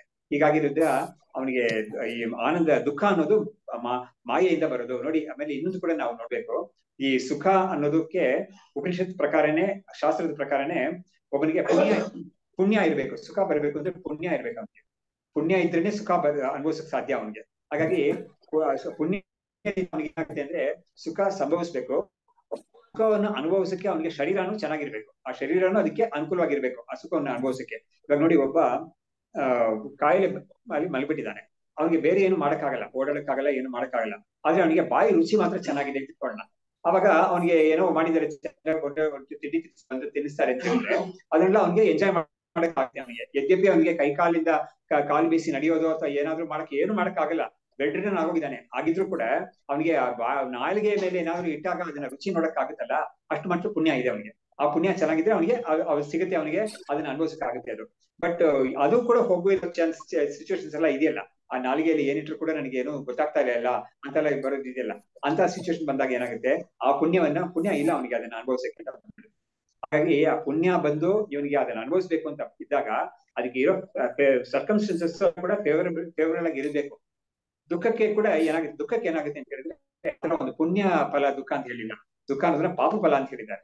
ಹಾಗಾಗಿ ಸುಖ ಸುಖ ಅನ್ನೋದು ಪುಣ್ಯದ ಫಲ, ದುಃಖ ಅನ್ನೋದು ಪಾಪದ ಫಲ ಅಂತ ಹೇಳಿರೋದ್ರಿಂದ ಇವನಿಗೆ ಅದು ಪುಣ್ಯದ ಒಂದು ಫಲವಾಗಿ ಇವನಿಗೆ ದುಃಖವಾಗಿ ಎಲ್ಲಾ ಕಡೆನೂ ಆನಂದ ಅಂತ ಯಾವ್ದಾವ್ದು ಅನುಭವಿಸ್ತಾ ಇದ್ದಾರೆ, ಯಾರ್ಯಾರು ಆನಂದ ಏನೇನು ಅನುಭವಿಸ್ತಾ ಇದ್ದಾರೋ ಅದೆಲ್ಲ ಪುಣ್ಯದಿಂದ ಅವ್ರಿಗೆ ಬಂದಿರೋದು. ಇವನಿಗೆ ಈ ಪುಣ್ಯದಿಂದ ಇವನಿಗೆ ಆ ತರ ಅನಂತ ಪುಣ್ಯ ಇವನಿಗೆ ಇರೋದ್ರಿಂದ ಇವನು ಅದೆಲ್ಲದ್ರೂ ನಾನೇ ಆನಂದವನ್ನ ಅನುಭವಿಸ್ತಾ ಇದ್ದೀನಿ ಅಂತ ಇವನಿಗೆ ಕೇಳಕ್ ಬರ್ತಾ ಇರೋದು. ಹೀಗೆ ಹೇಳ್ಬಿಟ್ಟು ಮುಂದಕ್ಕೆ ಹೇಳ್ತಾ ಇದ್ದಾರೆ, ಬ್ರಹ್ಮ ಆನಂದಸ್ಯ ಲೇಷಾ ಸ್ಯುಹು ಆನಂದಾಹ ವಿಷಯೋತ್ಥಿತಾಹ ಅತಸ್ತತ್ವವಿದಃ ಪಕ್ಷಪಾತೋ ಹಿ ಏತೇಷು ವಿದ್ಯತೆ. ಹಾಗಾಗಿ ಈ ತತ್ವಜ್ಞಾನಿ ಅಂತ ಇದ್ದಾನಲ್ಲ, ಅವನಿಗೆ ಆನಂದದ ಮೇಲೆ ಮಾತ್ರ ಅವನಿಗೆ ಒಂದು ಪಕ್ಷಪಾತ ಇದೆ. ಅಂದ್ರೆ ಏನರ್ಥ, ಆನಂದವನ್ನೇ ತಾನು ಕ್ಲೈಮ್ ಮಾಡ್ಕೊಳ್ತಾನೆ, ನನ್ನ ಆನಂದನೇ ಇದೆಲ್ಲ, ಲೋಕದಲ್ಲಿ ಎಲ್ಲಾರು ಏನೇನು ಆನಂದವನ್ನು ಅನುಭವಿಸ್ತಾರೋ ಅದ್ರಲ್ಲಿ ನನ್ನ ಆನಂದವೇ ಅಂತ ಹೇಳ್ಬಿಟ್ಟು ನಾನೇ ಅನುಭವಿಸ್ತಾ ಇದ್ದೀನಿ ಅಂತ ಅವ್ನು ಹೇಳ್ಬೋದು ಬೇಕಾದ್ರೆ. ಆದ್ರೆ ದುಃಖದಲ್ಲಿ ಮಾತ್ರ ಅವನಿಗೆ ಇದರ ಒಂದು ಪಕ್ಷಪಾತ ಇರೋದಿಲ್ಲ. ಯಾಕೆಂದ್ರೆ ಬ್ರಹ್ಮಾನಂದದ ಸಣ್ಣ ಲೇಷಮಯ ಈ ಆನಂದ ಅಂತ ಉಪನಿಷತ್ತು ಹೇಳಿದೆ. ಹಾಗಾಗಿ ಆಮೇಲೆ ನಾನು ಪುಣ್ಯ ಅಂತ ಒಂದು ಯುಕ್ತಿನ ಕೊಟ್ಟಿದ್ದೀನಿ ಇವಾಗ. ಹಾಗಾಗಿ ಇವನು ಪಾಪದ ಇದನ್ನೆಲ್ಲ ಇವನು ತನಗೆ ಇದು ಕ್ಲೈಮ್ ಮಾಡೋದೇ ಇಲ್ಲ, ಇವನು ಅಪ್ರಾಪ್ರಿಯೇಟ್ ಮಾಡ್ಕೊಳ್ಳೋದಿಲ್ಲ, ಕ್ಲೈಮ್ ಮಾಡೋದು ಇಲ್ಲ ಅಂತ ಇವ್ರು ಹೇಳ್ತಾರೆ. ಪುಣ್ಯವನ್ನು ಇವರು ಹೇಳ್ತಾರೆ, ಪುಣ್ಯಮೇವ ಮಮ್ ಆಪ್ನೋತಿ ನ ದೈವಾನ್ ಪಾಪಂ ಆಪ್ನುಯಾತ್ ಇತಿ ಶ್ರುತ್ಯಂತರಂ ಬ್ರೂತೆ ಸುಖಂ ಸರ್ವಾತ್ಮ ವಿದರ್ಶಿನಃ. ಹಾಗಾಗಿ ಇದೆಲ್ಲ ಕೂಡ ಪುಣ್ಯವನ್ನೇ ಇವನು ಹೊಂದುತ್ತಾನೆ, ಪಾಪವನ್ನು ಇವನು ಹೊಂದದಲ್ಲ ಅಂತ ಹೇಳ್ಬಿಟ್ಟು ಬೇರೆ ಉಪನಿಷತ್ತು ಹೇಳುತ್ತೆ. ಅದು ಹಾಗಿರುವಾಗ ಇವನಿಗೆ ಬೇರೆ ಶ್ರುತಿನಲ್ಲೂ ಇದೆ ಈ ವಾಕ್ಯ. ಹಾಗಿರೋದ್ರಿಂದ ಇವನು ಸುಖವನ್ನೇ ಇವನು ತನಗೆ ತಂದು ಅಂತ ತಿಳ್ಕೊಳ್ತಾನೆ ಹೊರತು ದುಃಖವನ್ನು ಮಾತ್ರ ಇವನು ತಂದು ಅಂತ ತಿಳ್ಕೊಳ್ತಿಲ್ಲ ಯಾವತ್ತೂ ಕೂಡ ಅಂತ. ಪ್ರಜಾ ಶೋಚಂತಿ ಯತ್ ಕಿಂಚಿತ್ ತಾಸಾಮೇವ ಭವೇದಿದಂ ನ ಸರ್ವಾತ್ಮ ದೃಶೋಸ್ತೀತಿ ಪ್ರಾಹ ಏತದಪಿ ಸಾ ಶ್ರುತಿ. ಇನ್ನೊಂದು ಆ ಶ್ರುತಿ ಕೂಡ ಇನ್ನೊಂದು ಹೇಳುತ್ತೆ. ಏನ್ ಹೇಳುತ್ತೆ ಅಂದ್ರೆ, ಪ್ರಜಾ ಶೋಚಂತಿ ಯತ್ಕಿಂಚಿತ್ ತಾಸಾಮೇವ ಭವೇದಿದಂ. ಆದ್ರೆ ಜನಗಳು ಯಾವ್ಯಾವ ದುಃಖವನ್ನು ಅನುಭವಿಸ್ತಾರೋ, ಶೋಕಕ್ಕೆ ಈಡಾಗ್ತಾರೋ ಅದೆಲ್ಲ ಅವ್ರುಗಳಿದೆ ಸೇರಿದರು. ನ ಸರ್ವಾತ್ಮ ದೃಶೋ ಅಸ್ತಿ. ಆ ಸರ್ವಾತ್ಮ ಜ್ಞಾನಿಗೆ ಈ ದುಃಖಗಳೆಲ್ಲ ಅವನದಲ್ಲ ಅದು ಅಂತ ಹೇಳ್ತಾರೆ. ಹಾಗಿರುವಾಗ ಶ್ರುತಿ ಪ್ರಮಾಣನೂ ಇದೆ, ಯುಕ್ತಿ ಪ್ರಮಾಣನೂ ಇದೆ. ಹಾಗಾಗಿ ಯಾರು ಕೂಡ ನನಗೆ ಎಲ್ಲಾ ಆನಂದವೂ ನನಗಿರ್ಲಿ ಅಂತ ಕೇಳ್ತಾರೆ ಹೊರತು ಎಲ್ಲಾ ದುಃಖವೂ ನನಗಿರ್ಲಿ ಅಂತ ಬೇಕು ಅಂತ ಕೇಳೋದಿಲ್ಲ.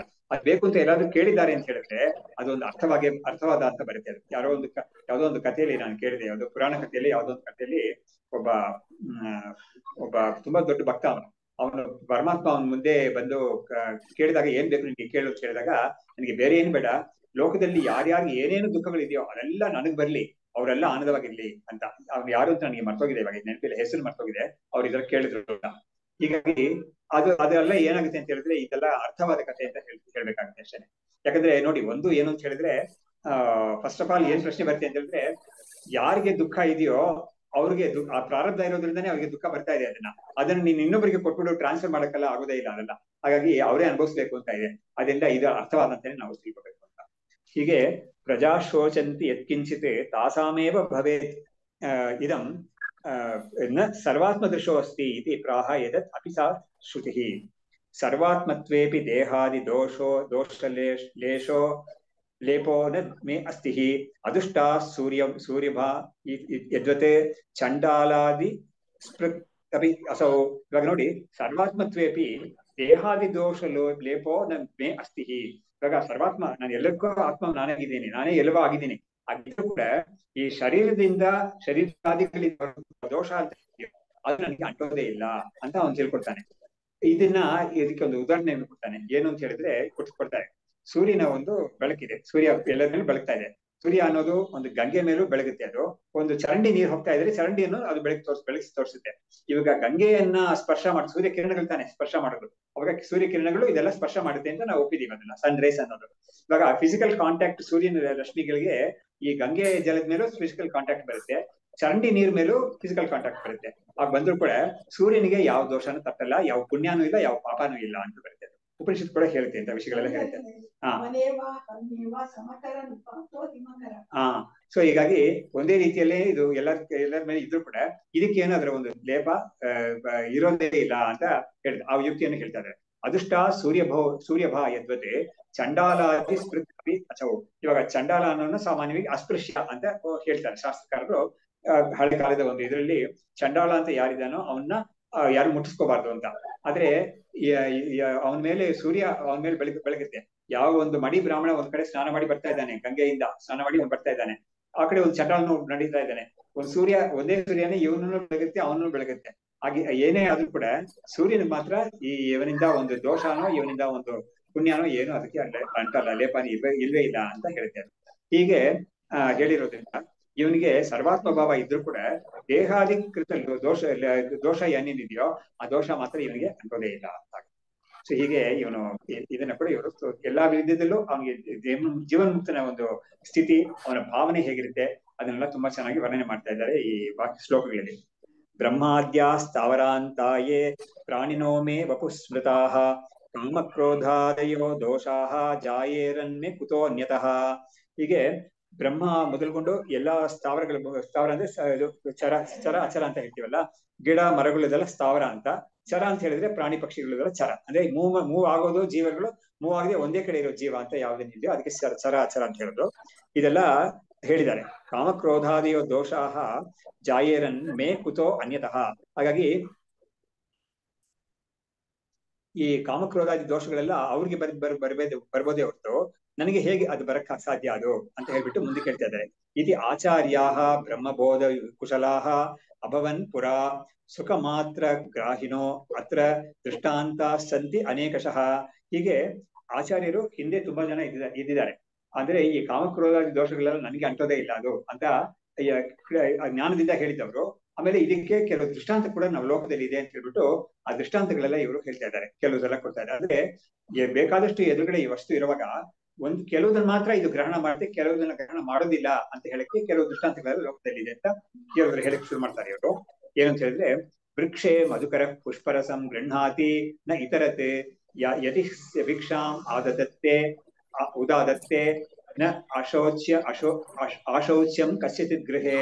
ಇವಾಗ ಮಧುಕರ ಅಂತ ಹೇಳಿದ್ರೆ ಈ ಇದು ಜೇನು ದುಂಬಿ, ಅದು ಜೇನೋಳ ಅಂತ ಹೇಳ್ತೀವಲ್ಲ, ಅದು ಒಂದು ವೃಕ್ಷದಲ್ಲಿ ಹೋಗ್ಬಿಟ್ಟು ಒಂದು ಪುಷ್ಪದಲ್ಲಿ ಹೋಗಿ ವೃಕ್ಷದಲ್ಲಿ ಅದೇನ್ ಮಾಡಿದ್ರೆ ಪುಷ್ಪದ ರಸವನ್ನ ತಗೊಳುತ್ತೆ. ಆ ವೃಕ್ಷದಲ್ಲಿರೋ ಬೇರೆ ರಸಗಳು ಬೇರೆ ಯಾವ್ದನ್ನ ತಗೊಳ್ಳೋದಿಲ್ಲ, ಇದು ಮಾತ್ರ ತಗೊಳುತ್ತೆ, ಇದು ಮಾತ್ರ ಹೀರ್ಕೊಳ್ಳುತ್ತೆ. ಅದು ಅದರ ಒಂದು ದೃಷ್ಟಾಂತ ಕೊಟ್ಟರು. ಅದೇ ತರ ಒಂದು ಮನುಷ್ಯನ ಒಬ್ಬ ಯತಿ ಒಂದು ಸನ್ಯಾಸಿ ಒಬ್ಬರ ಮನೆಗೆ ಭಿಕ್ಷೆ ಹೋದ ಅಂತ ಹೇಳಿದ್ರೆ ಆ ಭಿಕ್ಷೆ ಹಾಕಿದ್ರೆ ಭಿಕ್ಷೆಯನ್ನು ಮಾತ್ರ ಇವನು ಗ್ರಹಣ ಮಾಡ್ಕೊಳ್ತಾನೆ. ಆ ಮನೆಯಲ್ಲಿ ಯಾರಿಗಾದ್ರೂ ಆಶೋಚ ಬಂದಿತ್ತು ಅಂತ ಹೇಳಿದ್ರೆ ಅದನ್ನ ಇವನು ತಗೊಳ್ಳೋದಿಲ್ಲ, ಇವನಿಗೆ ಬರೋದಿಲ್ಲ, ಇವನು ಸ್ವೀಕಾರ ಮಾಡೋದಿಲ್ಲ ಅದನ್ನ.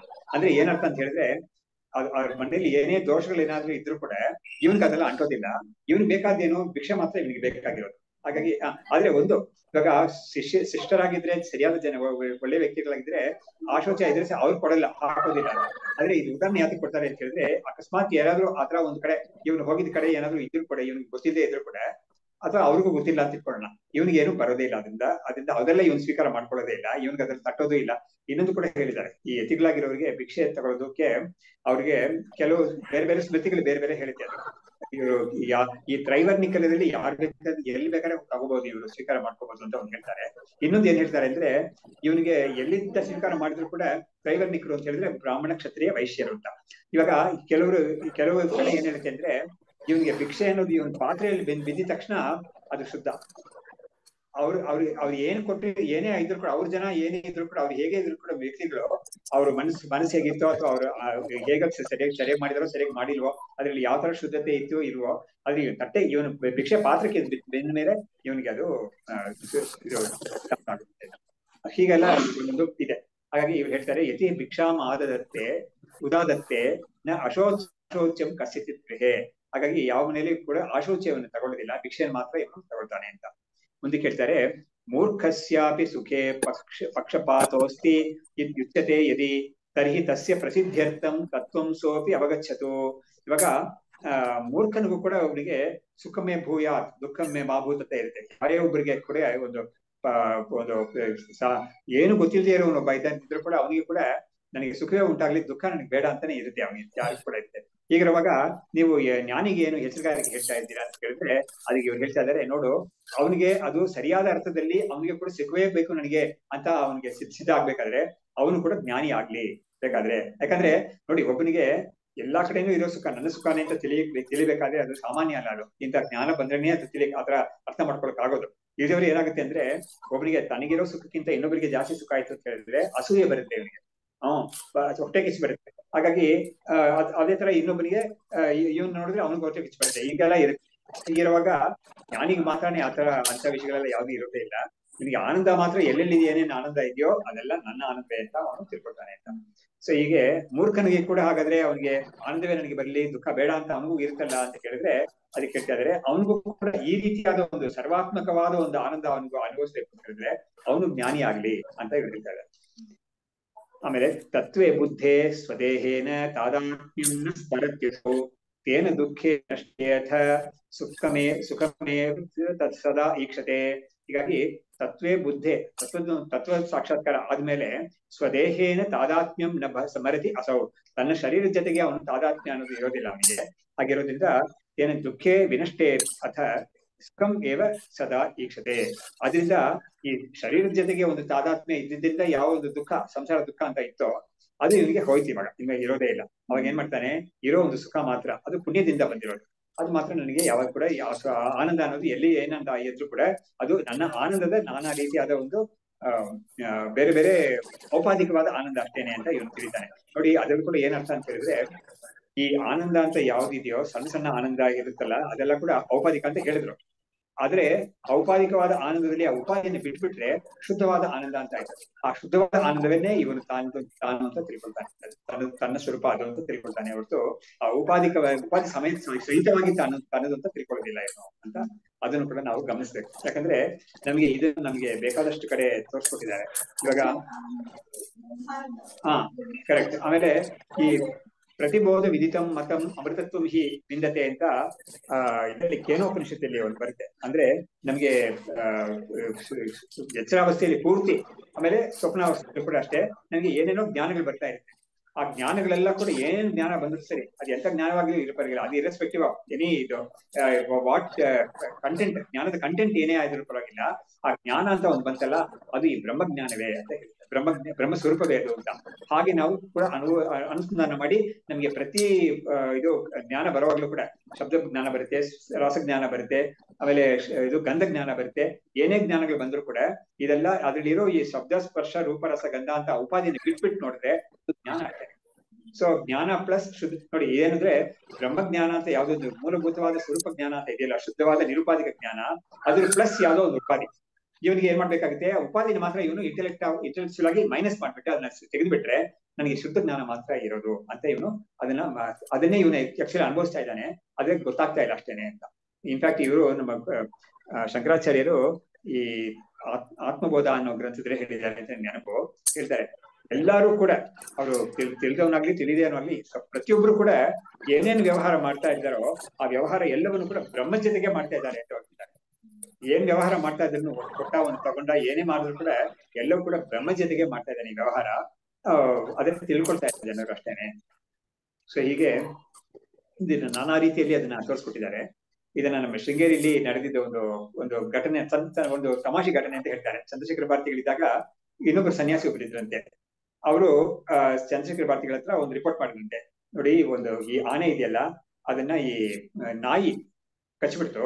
ಆಮೇಲೆ ಸ್ವಲ್ಪ ದಿವಸದಲ್ಲಿ ಆನೆಗೇನೋ ಇದು ಬಂದು ವಿಷ ಇದೆಲ್ಲ ಸೇರಿ ಅದಕ್ಕೆ ಸತ್ತೋಯ್ತು ಆನೆ ಅಂತ. ಅದನ್ನ ರಿಪೋರ್ಟ್ ಮಾಡುವಾಗ ಇವ್ರು ಏನ್ ಹೇಳ್ತಾ ಇದ್ರೆ, ಈ ಸನ್ಯಾಸಿ, ಎಲ್ಲವನ್ನೂ ನಾವು ಈ ಬ್ರಹ್ಮ ಮುಮುಕ್ಷುಗಳಾಗಿರೋದ್ರಿಂದ ಪ್ರತಿಯೊಂದನ್ನು ನಾವು ಬ್ರಹ್ಮ ಬ್ರಹ್ಮ ಅಂತಾನೆ ಹೇಳ್ಬೇಕು ಅಂತ ಅದನ್ನ ಮನಸ್ಸಲ್ಲಿ ಇಟ್ಕೊಂಡವ್ರು ಹೇಳಿದಂತೆ. ಅದಕ್ಕೆ ತೆಲುಗಲ್ಲಿ ಹೇಳಿದಂತೆ ಅವರು, ಏನಿಗೆ ಬ್ರಹ್ಮನು ಕುಕ್ಕ ಬ್ರಹ್ಮ ಕೋರಿಕೆ ಏನಿಗೆ ಬ್ರಹ್ಮ ಸಚ್ಚಿನ ಅಂತ. ಅವಾಗ ಗುರುಗಳು ಹೇಳಿದಂತೆ, ಬ್ರಹ್ಮ ಬ್ರಹ್ಮನಿ ಏನೇನೇ చేసుకొని మనకెందుకు ಸನ್ಯಾಸನಿಗೂ ಅಂತ ಅವರು. ಹೀಗೆ ಕಚ್ಚಿದ್ದು ಬ್ರಹ್ಮವೇ, ಕಚ್ಚಿಸ್ಕೊಂಡಿದ್ದು ಬ್ರಹ್ಮವೇ, ಆದ್ರೆ ಸತ್ತಿದ್ದು ಬ್ರಹ್ಮವೇ, ಸಾಯಿಸಿದ್ದು ಬ್ರಹ್ಮವೇ ಅಂತ. ಹೀಗೆ ಇಂಥ ಒಂದು ದೃಷ್ಟಿ ಅವನಿಗೆ ಎಲ್ಲದರಲ್ಲೂ ಇರುತ್ತೆ, ಬ್ರಹ್ಮ ದೃಷ್ಟಿ ಎಲ್ಲದರಲ್ಲೂ ಇರುತ್ತೆ ಅಂತ ಅನಿಸ್ತದೆ. ತಾದಾತ್ಮ್ಯಸ್ಯ ಅಸ್ಮೃತೌ ದೇಹ ನಿರ್ವಾಹೋ ನ ಇತಿ ಚೇತ್ ಶೃಣು ಅಶ್ವಾದಿನೇವ ಪ್ರಾಣೇನ ಪ್ರೇರಿತಂ ರಕ್ಷತೆ ಬಭು. ಇವಾಗ ಹೇಳ್ತಾರೆ, ತಾದಾತ್ಮ್ಯಸ್ಯ ಅಸ್ಮೃತೌ ಅಂದ್ರೆ ಇವರು ಈ ಶರೀರದ ಜೊತೆಗೆ ಇವನಿಗೆ ಒಂದು ಸ್ಮೃತಿ ಅಂದ್ರೆ ಶರೀರದ ಜೊತೆಗೆ ಒಂದು ತಾದಾತ್ಮ್ಯ ಹೊಟ್ಟೋಗಿದೆ ಅಂತ ಹೇಳಿದ್ರು. ಮುಂಚೆ ಹೇಳಿ ಬಂದ್ರು. ಇವಾಗ ಒಂದು ಪ್ರಶ್ನೆ ಮಾಡ್ತಾ ಇದ್ದಾರೆ, ನೋಡು, ಶರೀರದ ಮೇಲೆ ಅವನಿಗೆ ಒಂದು ನಿಗಾನೇ ಇಲ್ಲ, ಅದ್ರ ಮೇಲೆ ಒಂದು ತಾದಾತ್ಮ್ಯ ಇಲ್ಲ, ಅದ್ರ ಜ್ಞಾನವೇ ಇಲ್ಲ ಅಂತ ನಿಮ್ಗೆ ಹೇಳ್ಬಿಟ್ರೆ, ಅವನು ದೇಹ ನಿರ್ವಾಹ ಆಗ್ಬೇಕಲ್ಲ, ಆ ಶರೀರಕ್ಕೆ ಆಯಾ ಸಮಯಕ್ಕೆ ಅದಕ್ಕೆ ಬೇಕಾದೆಲ್ಲ ಒದಗಿಸ್ಬೇಕು, ಅದೆಲ್ಲ ಇದೆಯಲ್ಲ, ಅದು ಬಾಡಿ ಮೇಂಟೆನೆನ್ಸ್ ಹೇಗ್ ಮಾಡ್ತಾನೆ ಅವನು ಅಂತ ಒಂದು ಪ್ರಶ್ನೆ ಮಾಡ್ತಾರೆ. ಆ ಪ್ರಶ್ನೆ ಮಾಡಿ ಅದಕ್ಕೆ ಉತ್ತರ ಕೊಡ್ತಾ ಇದ್ದಾರೆ. ನೋಡಿ, ಅವರು ವಿದ್ಯಾರಣ್ಯರು ಯಾವ್ದಕ್ಕೂ ಕೂಡ ನಮ್ಮನ್ನ ಅಧೋಗತಿಯಲ್ಲಿ ಬಿಡ್ತಾನೆ ಇಲ್ಲ. ಎಲ್ಲದಕ್ಕೂ ಅವ್ರು ಪ್ರಶ್ನೆ ಮಾಡಿ, ಅವರೇ ನಮ್ಗೆ ಬಂದಿಲ್ಲದೆ ಹೋದ್ರು ಕೂಡ ನಮ್ಮ ಬುದ್ಧಿಯಲ್ಲಿ ಪ್ರಶ್ನೆ ಹೊಳಿದೇ ಇದ್ರು ಕೂಡ ಇವರು ಅದನ್ನ ನಮ್ಗೆ ತೋರಿಸ್ಕೊಟ್ಟು ಅದಕ್ಕೆ ಉತ್ತರ ಕೊಡ್ತಾರೆ. ಅದೇ ಪ್ರಶ್ನೆ ಎತ್ತಿ ತೋರಿಸ್ತಾರೆ ಅವರು. ನಿನಗೆ ಅದನ್ನ ಪ್ರಶ್ನೆ ಎತ್ತಕ್ಕೆ ಆಗದೆ ಹೋದ್ರು ನಾನು ಆ ಪ್ರಶ್ನೆ ಎತ್ತಿ ನಿನಗೆ ಉತ್ತರ ಕೊಡ್ತೀನಿ. ನಾನು ನಿನಗೆ ಕಾಲಾಂತರದಲ್ಲಿ ನೀನು ಯೋಚನೆ ಮಾಡುವಾಗ ಇದ್ರ ಬಗ್ಗೆ ನಿನ್ಗೆ ಅಯ್ಯೋ ಈ ವಿಷಯ ಒಂದು ಇದೆಯಲ್ಲಪ್ಪ, ಉಳ್ಕೊಂಡ್ಬಿಟ್ಟಲ್ಲಪ್ಪ, ನಿನ್ಗೆ ಬರೋದ್ ಬೇಡ, ನೀನ್ ಈ ಕ್ಲಾಸ್ ಸರಿಯಾಗಿ ಅಟೆಂಡ್ ಮಾಡಿ ನೀನ್ ತಿಳ್ಕೊಂಡಿದ್ಯಾ ಅಂತ ಹೇಳಿದ್ರೆ ನಿನ್ಗೆ ಯಾವುದೇ ಡೌಟ್ಸ್ ನಿನ್ಗೆ ಇರೋಕ್ ಸಾಧ್ಯವೇ ಇಲ್ಲ ಅಂತ ಆ ರೀತಿಯಲ್ಲಿ ಅವ್ರು ಮಾಡ್ತಾರೆ. ಸೊ ಹೀಗೆ ತಾದಾತ್ಮ್ಯಸ್ಯ ಅಸ್ಮೃತವು ದೇಹ ನಿರ್ವಾಹ ಅಂದ್ರೆ ಶರೀರವನ್ನ ನಿರ್ವಾಹ ಮಾಡ್ಬೇಕಲ್ಲ, ಅದು ಹೇಗಾಗುತ್ತೆ ಇವನಿಗೆ ಅಂತ ಕೇಳಿದ್ರೆ ಅದಕ್ಕೆ ನಾವು ಉತ್ತರ ಕೊಡ್ತೀನಿ ಅಂತ ಹೇಳ್ತಾರೆ. ಅಶ್ವಾದಿನ ಇವ ಪ್ರಾಣೇನ ಪ್ರೇರಿತಂ ರಕ್ಷತೆ ಬಪುಹು ಅಂತ. ಹಾಗಾಗಿ ಇದು ಈ ಇವಾಗ ಒಂದು ಕುದುರೆ ಓಡ್ತಾ ಇದೆ ಅಂತ ಹೇಳಿದ್ರೆ, ಆ ಕುದುರೆ ಓಡಕ್ಕೆ ಏನು ಕಾರಣವಾಗಿರುತ್ತೆ ಅಂತ ಹೇಳಿದ್ರೆ ಪ್ರಾಣ, ಅದ್ರಲ್ಲಿರೋ ಪ್ರಾಣ ಇದೆಯಲ್ಲ, ಆ ಪ್ರಾಣ ಏನ್ ಮಾಡುತ್ತೆ, ಅದಕ್ಕೆ ಕುದುರೆಗೆ ಚಟುವಟಿಕೆಗಳಿಗೆಲ್ಲ ಅದು ಒದಗಿಸುತ್ತೆ. ಅದು ಈ ತರ ಇವನು ಕೂಡ, ಇವನಿಗೆ ಒಂದು ಒಳಗಡೆ ಒಂದು ಶಕ್ತಿ ಇದೆ, ಅದು ಆ ಶಕ್ತಿ ಏನ್ ಮಾಡುತ್ತೆ, ಈ ಶರೀರದ ನಿರ್ವಾಹ ಎಲ್ಲ ಅದು ನೋಡ್ಕೊಳ್ಳುತ್ತೆ ಅದು ಅಂತ ಹೇಳ್ತಾ ಇದ್ದಾರೆ. ಅದಕ್ಕೆ ಹೇಳ್ತಾ ಇದ್ರೆ, ರಥೇ ಪ್ರಯೋಗ ಯೋಗ್ಯೋ ಶ್ವಃ ಶಿಕ್ಷಿತಃ ಸಾರಥಿಂ ವಿನಾ ಸ್ವಯಮೇವ ಸದಾ ಅಭ್ಯಾಸಾತ್ ಗಂತವ್ಯಂ ಪ್ರಾಪಯೇತ್ ಖಲು ಅಂತ. ಹೀಗಾಗಿ ಈ ಕುದುರೆ ಅನ್ನೋದು, ಕುದುರೆ ದೃಷ್ಟಾಂತ ಕೊಟ್ಟಿದ್ರೆ ಇವರು ಉತ್ತರ ಮುಂದಕ್ಕೆ ಹೇಳ್ತಾ ಇದ್ದಾರೆ. ರಥಕ್ಕೆ ಹೇಗೆ ಕುದುರೆಯನ್ನು ಕಟ್ಟಿದಾಗ ಮಾತ್ರ ರಥ ಹೋಗುತ್ತೆ ಅದು, ಅಷ್ಟು ಮಾತ್ರ ಅಲ್ಲ, ಈ ರಥ ಅನ್ನೋದು ಚೆನ್ನಾಗಿ ಪಳಗಿರೋ ಕುದುರೆ ಅನ್ನೋದು ಚೆನ್ನಾಗಿ ಪಳಗಿರೋ ಕುದುರೆ ಆದ್ರೆ, ಇವನು ಈ ರಥ ಚಾಲಕ ಇದ್ದಾನಲ್ಲ, ಅವನು ಅಕಸ್ಮಾತ್ ಅವನು ಗಮನ ಇಲ್ಲದೆ ಹೋದ್ರು ಕೂಡ ಇದು ಎಲ್ಲಿ ಹೋಗ್ಬೇಕೋ ಅಲ್ಲಿ ಹೋಗಿ ನಿಂತ್ಬಿಡ್ತೇವೆ. ಇದು ಆಗುತ್ತೆ, ಇದು ಲೋಕದಲ್ಲಿ ನೋಡಿದೀವಿ ನಾವು. ಹಾಗಾಗಿ ದಿವಸ ಅಲ್ಲಿ ಕರ್ಕೊಂಡು ಹೋಗ್ತಾ ಇರ್ತಾನೆ, ಒಂದೇ ದಾರಿ ಕರ್ಕೊಂಡು ಹೋಗ್ತಾ ಇರ್ತಾನೆ. ಅದಕ್ಕೆ ಎಲ್ಲಿ ಹೋಗ್ಬೇಕು, ಎಲ್ಲಿಂದ ಬರ್ತಾ ಇದೀವಿ, ಈಗ ಎಲ್ಲಿ ಹೋಗ್ಬಿಟ್ಟು ಎಲ್ಲಿ ಹೋಗ್ತಾ ಇದೀವಿ ಎಲ್ಲ ಗೊತ್ತಿರುತ್ತೆ ಅದಕ್ಕೆ. ಹಾಗಾಗಿ ಇವನಿಗೆ ಗಮನ ತಪ್ಪಿದ್ರು ಕೂಡ ಅದು ಕರೆಕ್ಟ್ ಆಗಿ ಕರ್ಕೊಂಡು ಹೋಗ್ಬಿಡ್ತೇವೆ. ಅದೇ ಹಸು ಅದು ಆಗುತ್ತೆ. ಈ ತರ ಕಡೆಗಳು ಜನರು ಅವರು ಲೈಫ್ ಅಲ್ಲೇ ನೋಡಿದೆಲ್ಲ ಹೇಳಿದ್ದಾರೆ. ನನಗೆ ಒಬ್ರು ಹೇಳಿದ್ರು, ಅವರು ಧಾರವಾಡದಲ್ಲಿ ಇದ್ದವರು, ಒಂದು ಸುಮಾರು ಒಂದು 60, 70, 90, 100 ವರ್ಷಕ್ಕೆ ಹಿಂದೆ ಇದ್ದವರು. ಅವರು ಮನೆಯಲ್ಲಿ, ಅವ್ರ ಹಳ್ಳಿಯವರೆಲ್ಲರೂ ಇವ್ರ ಮನೇಲಿ, ಇವ್ರ ಬ್ರಾಹ್ಮಣರು, ಇವ್ರ ಹತ್ರ ಇದು ಕೊಡೋರಂತೆ, ಒಡವೆ ಎಲ್ಲ ಇವ್ರ ಮನೇಲಿ ಇಟ್ಟಿರೋರು, ಸೇಫ್ ಡಿಪಾಸಿಟ್ ತರ ಲಾಕರ್ ತರ ಇಟ್ಟಿರೋರು. ಇವ್ರ ಮನೆಯಲ್ಲಿ ಮನೆಯಲ್ಲಿ ಒಂದ್ ಕಡೆ ಒಂದು ರೂಮ್ ಅಲ್ಲಿ ಈ ತರ ಪಾಟಿ ಎಲ್ಲಾರ್ದನ್ನು ಇಟ್ಕೊಂಡಿರ್ತಾರೆ. ಒಂದ್ಸತಿ ಏನಾಯ್ತು ಅಂದ್ರೆ, ಒಬ್ಬರಿಗೆ ಯಾವ್ದಾದ್ರು ಮದುವೆ ಏನಾದ್ರು ಇರುತ್ತೆ ಅಂತ ಹೇಳಿದ್ರೆ ಬಂದು ತಗೊಂಡ್ ಹೋಗ್ತಾರೆ ಅವ್ರನ್ನ. ಈ ತರ ಒಬ್ರು ಏನ್ ಮಾಡಿದ್ರು, ಒಬ್ಬರಿಗೆ ಕೊಡ್ಬೇಕು ಅಂತ ಬಂತು ಒಡವೆಗಳನ್ನ, ತುಂಬಾ ಬೇಕಾದಷ್ಟು ಒಡವೆಗಳು ಎಲ್ಲವನ್ನೂ ಎತ್ಕೊಂಡು ಅವಾಗ ಕುದುರೆಗೆ ಓಡಾಡ್ತಾ ಇದ್ದಾರಂತೆ ಅವರು. ಆ ಕುದುರೆಯಲ್ಲಿ ಒಂದ್ ಕಡೆ ಕಟ್ಟಿದ್ದಾರೆ. ಕಟ್ಬಿಟ್ಟು ಏನ್ ಮಾಡಿದ್ದಾರೆ, ಇವರು ಜಲಬಾಧೆಗೆ ಅಂತ ಅಂದ್ಬಿಟ್ಟು ಸ್ವಲ್ಪ ಮುಂದಕ್ಕೆ ಹೋಗಿದ್ದಾರೆ. ಆ ಕಡೆ ಹೋಗ್ಬಿಟ್ಟು ಜಲಬಾಧೆ ಮಾಡ್ಕೊಂಡು ಬರೋಣ ಅಂತ. ಅಷ್ಟೊತ್ತಿಗೆ ಏನಾಗುತ್ತೆ, ಯಾರೋ ಕಳ್ಳರು ಅದನ್ನ ನೋಡ್ಬಿಟ್ಟು ಅದನ್ನ ತಗೊಳಕ್ ಬರ್ತಾರೆ. ತಗೊಳಕ್ ಬಂದಿದ್ದಾಗ ಕುದುರೆ ಗೊತ್ತಾಗೋಯ್ತು, ಇದು ಬೇರೆ ಯಾರೋ ಬಂದಿದೆ ತಗೊಳಕ್ ಬರ್ತಾ ಇದಾರೆ ಅಂತ. ಅದು ಏನ್ ಮಾಡಿದ್ರೆ ಒಂದೇ ಓಟ ಹೋಗುತ್ತೆ. ಓಡಿ ಅದೇನ್ ಮಾಡ್ತು, ಇವ್ರ ಮನೆಗೆ ಬಂದು ಯಾರ ಮನೆ, ಯಜಮಾನ್ ಮನೆಗೆ ಬಂದು ಬಿಡ್ತಾರೆ. ಇವರು ಜಲಬಾಧೆ ಮುಗಿಸ್ಕೊಂಡು ಬಂದವ್ರಿಗೆ ಗೊತ್ತಾಗುತ್ತೆ, ಪಾಪ ಅಯ್ಯೋ ಇದು ಇವ್ರಿಗೆ ಮನೆಗೆ ಹೋಗುತ್ತೆ ಅಂತ ಗೊತ್ತಿಲ್ಲ ಇವರಿಗೆ, ಇದೆಲ್ಲೋ ಹೊಟ್ಟೋಯ್ತು, ಅಷ್ಟೊಂದು ಒಡವೆಲ್ಲ ಹೋಗಿದೆಯಲ್ಲ, ಇದೇನಾಗುತ್ತೆ, ಏನ್ ಗತಿ, ನಾವ್ ಹೇಗೆ ಅವ್ರಿಗೆ ಉತ್ತರ ಕೊಡ್ಬೇಕು ಅಂತ. ತುಂಬಾ ಬೇಸರ ಪಟ್ಟು ಇವ್ರ ಮನೆಗೆ ಬಂದು ಸೇರಿದಾಗ ಗೊತ್ತಾಯ್ತಂತೆ ಕುದುರೆ ಭದ್ರವಾಗಿ ಮನೆಗೆ ಬಂದು ಸೇರಿದರು. ಅದೆಲ್ಲ ಇಟ್ಕೊಂಡು ಯಾವ್ದಕ್ಕೂ ಯಾರು ನಾಶ ಆಗದೆ ಯಾವ್ದು ಹಾನಿ ಆಗದೆ ಬಂದು ಸೇರಿದರು. ಈ ತರ ಇದೆ. ಇನ್ನೊಂದು ಕೂಡ ಒಂದು ಘಟ್ಟಕುಟಿಕ ನ್ಯಾಯ ಅಂತ ಒಂದು ನ್ಯಾಯ ಹೇಳ್ತಾರೆ, ನಮ್ಮ ಶಾಸ್ತ್ರದಲ್ಲೇ ಹೇಳೋ ನ್ಯಾಯ ಅದು. ಅದೇನು ಅಂತ ಹೇಳಿದ್ರೆ, ಈ ವಿಲೇಜರ್ಸ್ ಅದೇ ಫಾರ್ಮರ್ಸ್ ಅವರು ಇದು ಅವ್ರೇನು ಅವ್ರು ಬೆಳೆದಿರ್ತಾರೋ ಅದನ್ನೆಲ್ಲ ಮಾರ್ಕೆಟ್ ತಗೊಂಡು ಮಾರ್ತಾರೆ. ಮಾರಕ್ ಬಂದಾಗ ಅವ್ರು ಏನ್ ಮಾಡ್ತಾರೆ, ಹಳ್ಳಿಯಿಂದ ಬರುವಾಗ ಸಿಟಿಗೆ ಬರ್ಬೇಕಾದ್ರೆ, ಟೌನ್ ಬರ್ಬೇಕಾದ್ರೆ ಅಲ್ಲೊಂದು ಚೆಕ್ ಪೋಸ್ಟ್ ಅಂತ ಒಂದು ಇರ್ತಾರಲ್ವಾ, ಚೆಕ್ ಪೋಸ್ಟ್ ಸುಂಕದ ಕಟ್ಟೆ ಅಂತ ಇರ್ತಾರಲ್ಲ, ಸುಂಕದ ಕಟ್ಟೆಯಲ್ಲಿ ಬಂದ್ಬಿಟ್ಟು ಅವರು ಅಲ್ಲಿ ಹೋಗ್ಬೇಕು ಅವ್ರ ಮುಂದಕ್ಕೆ.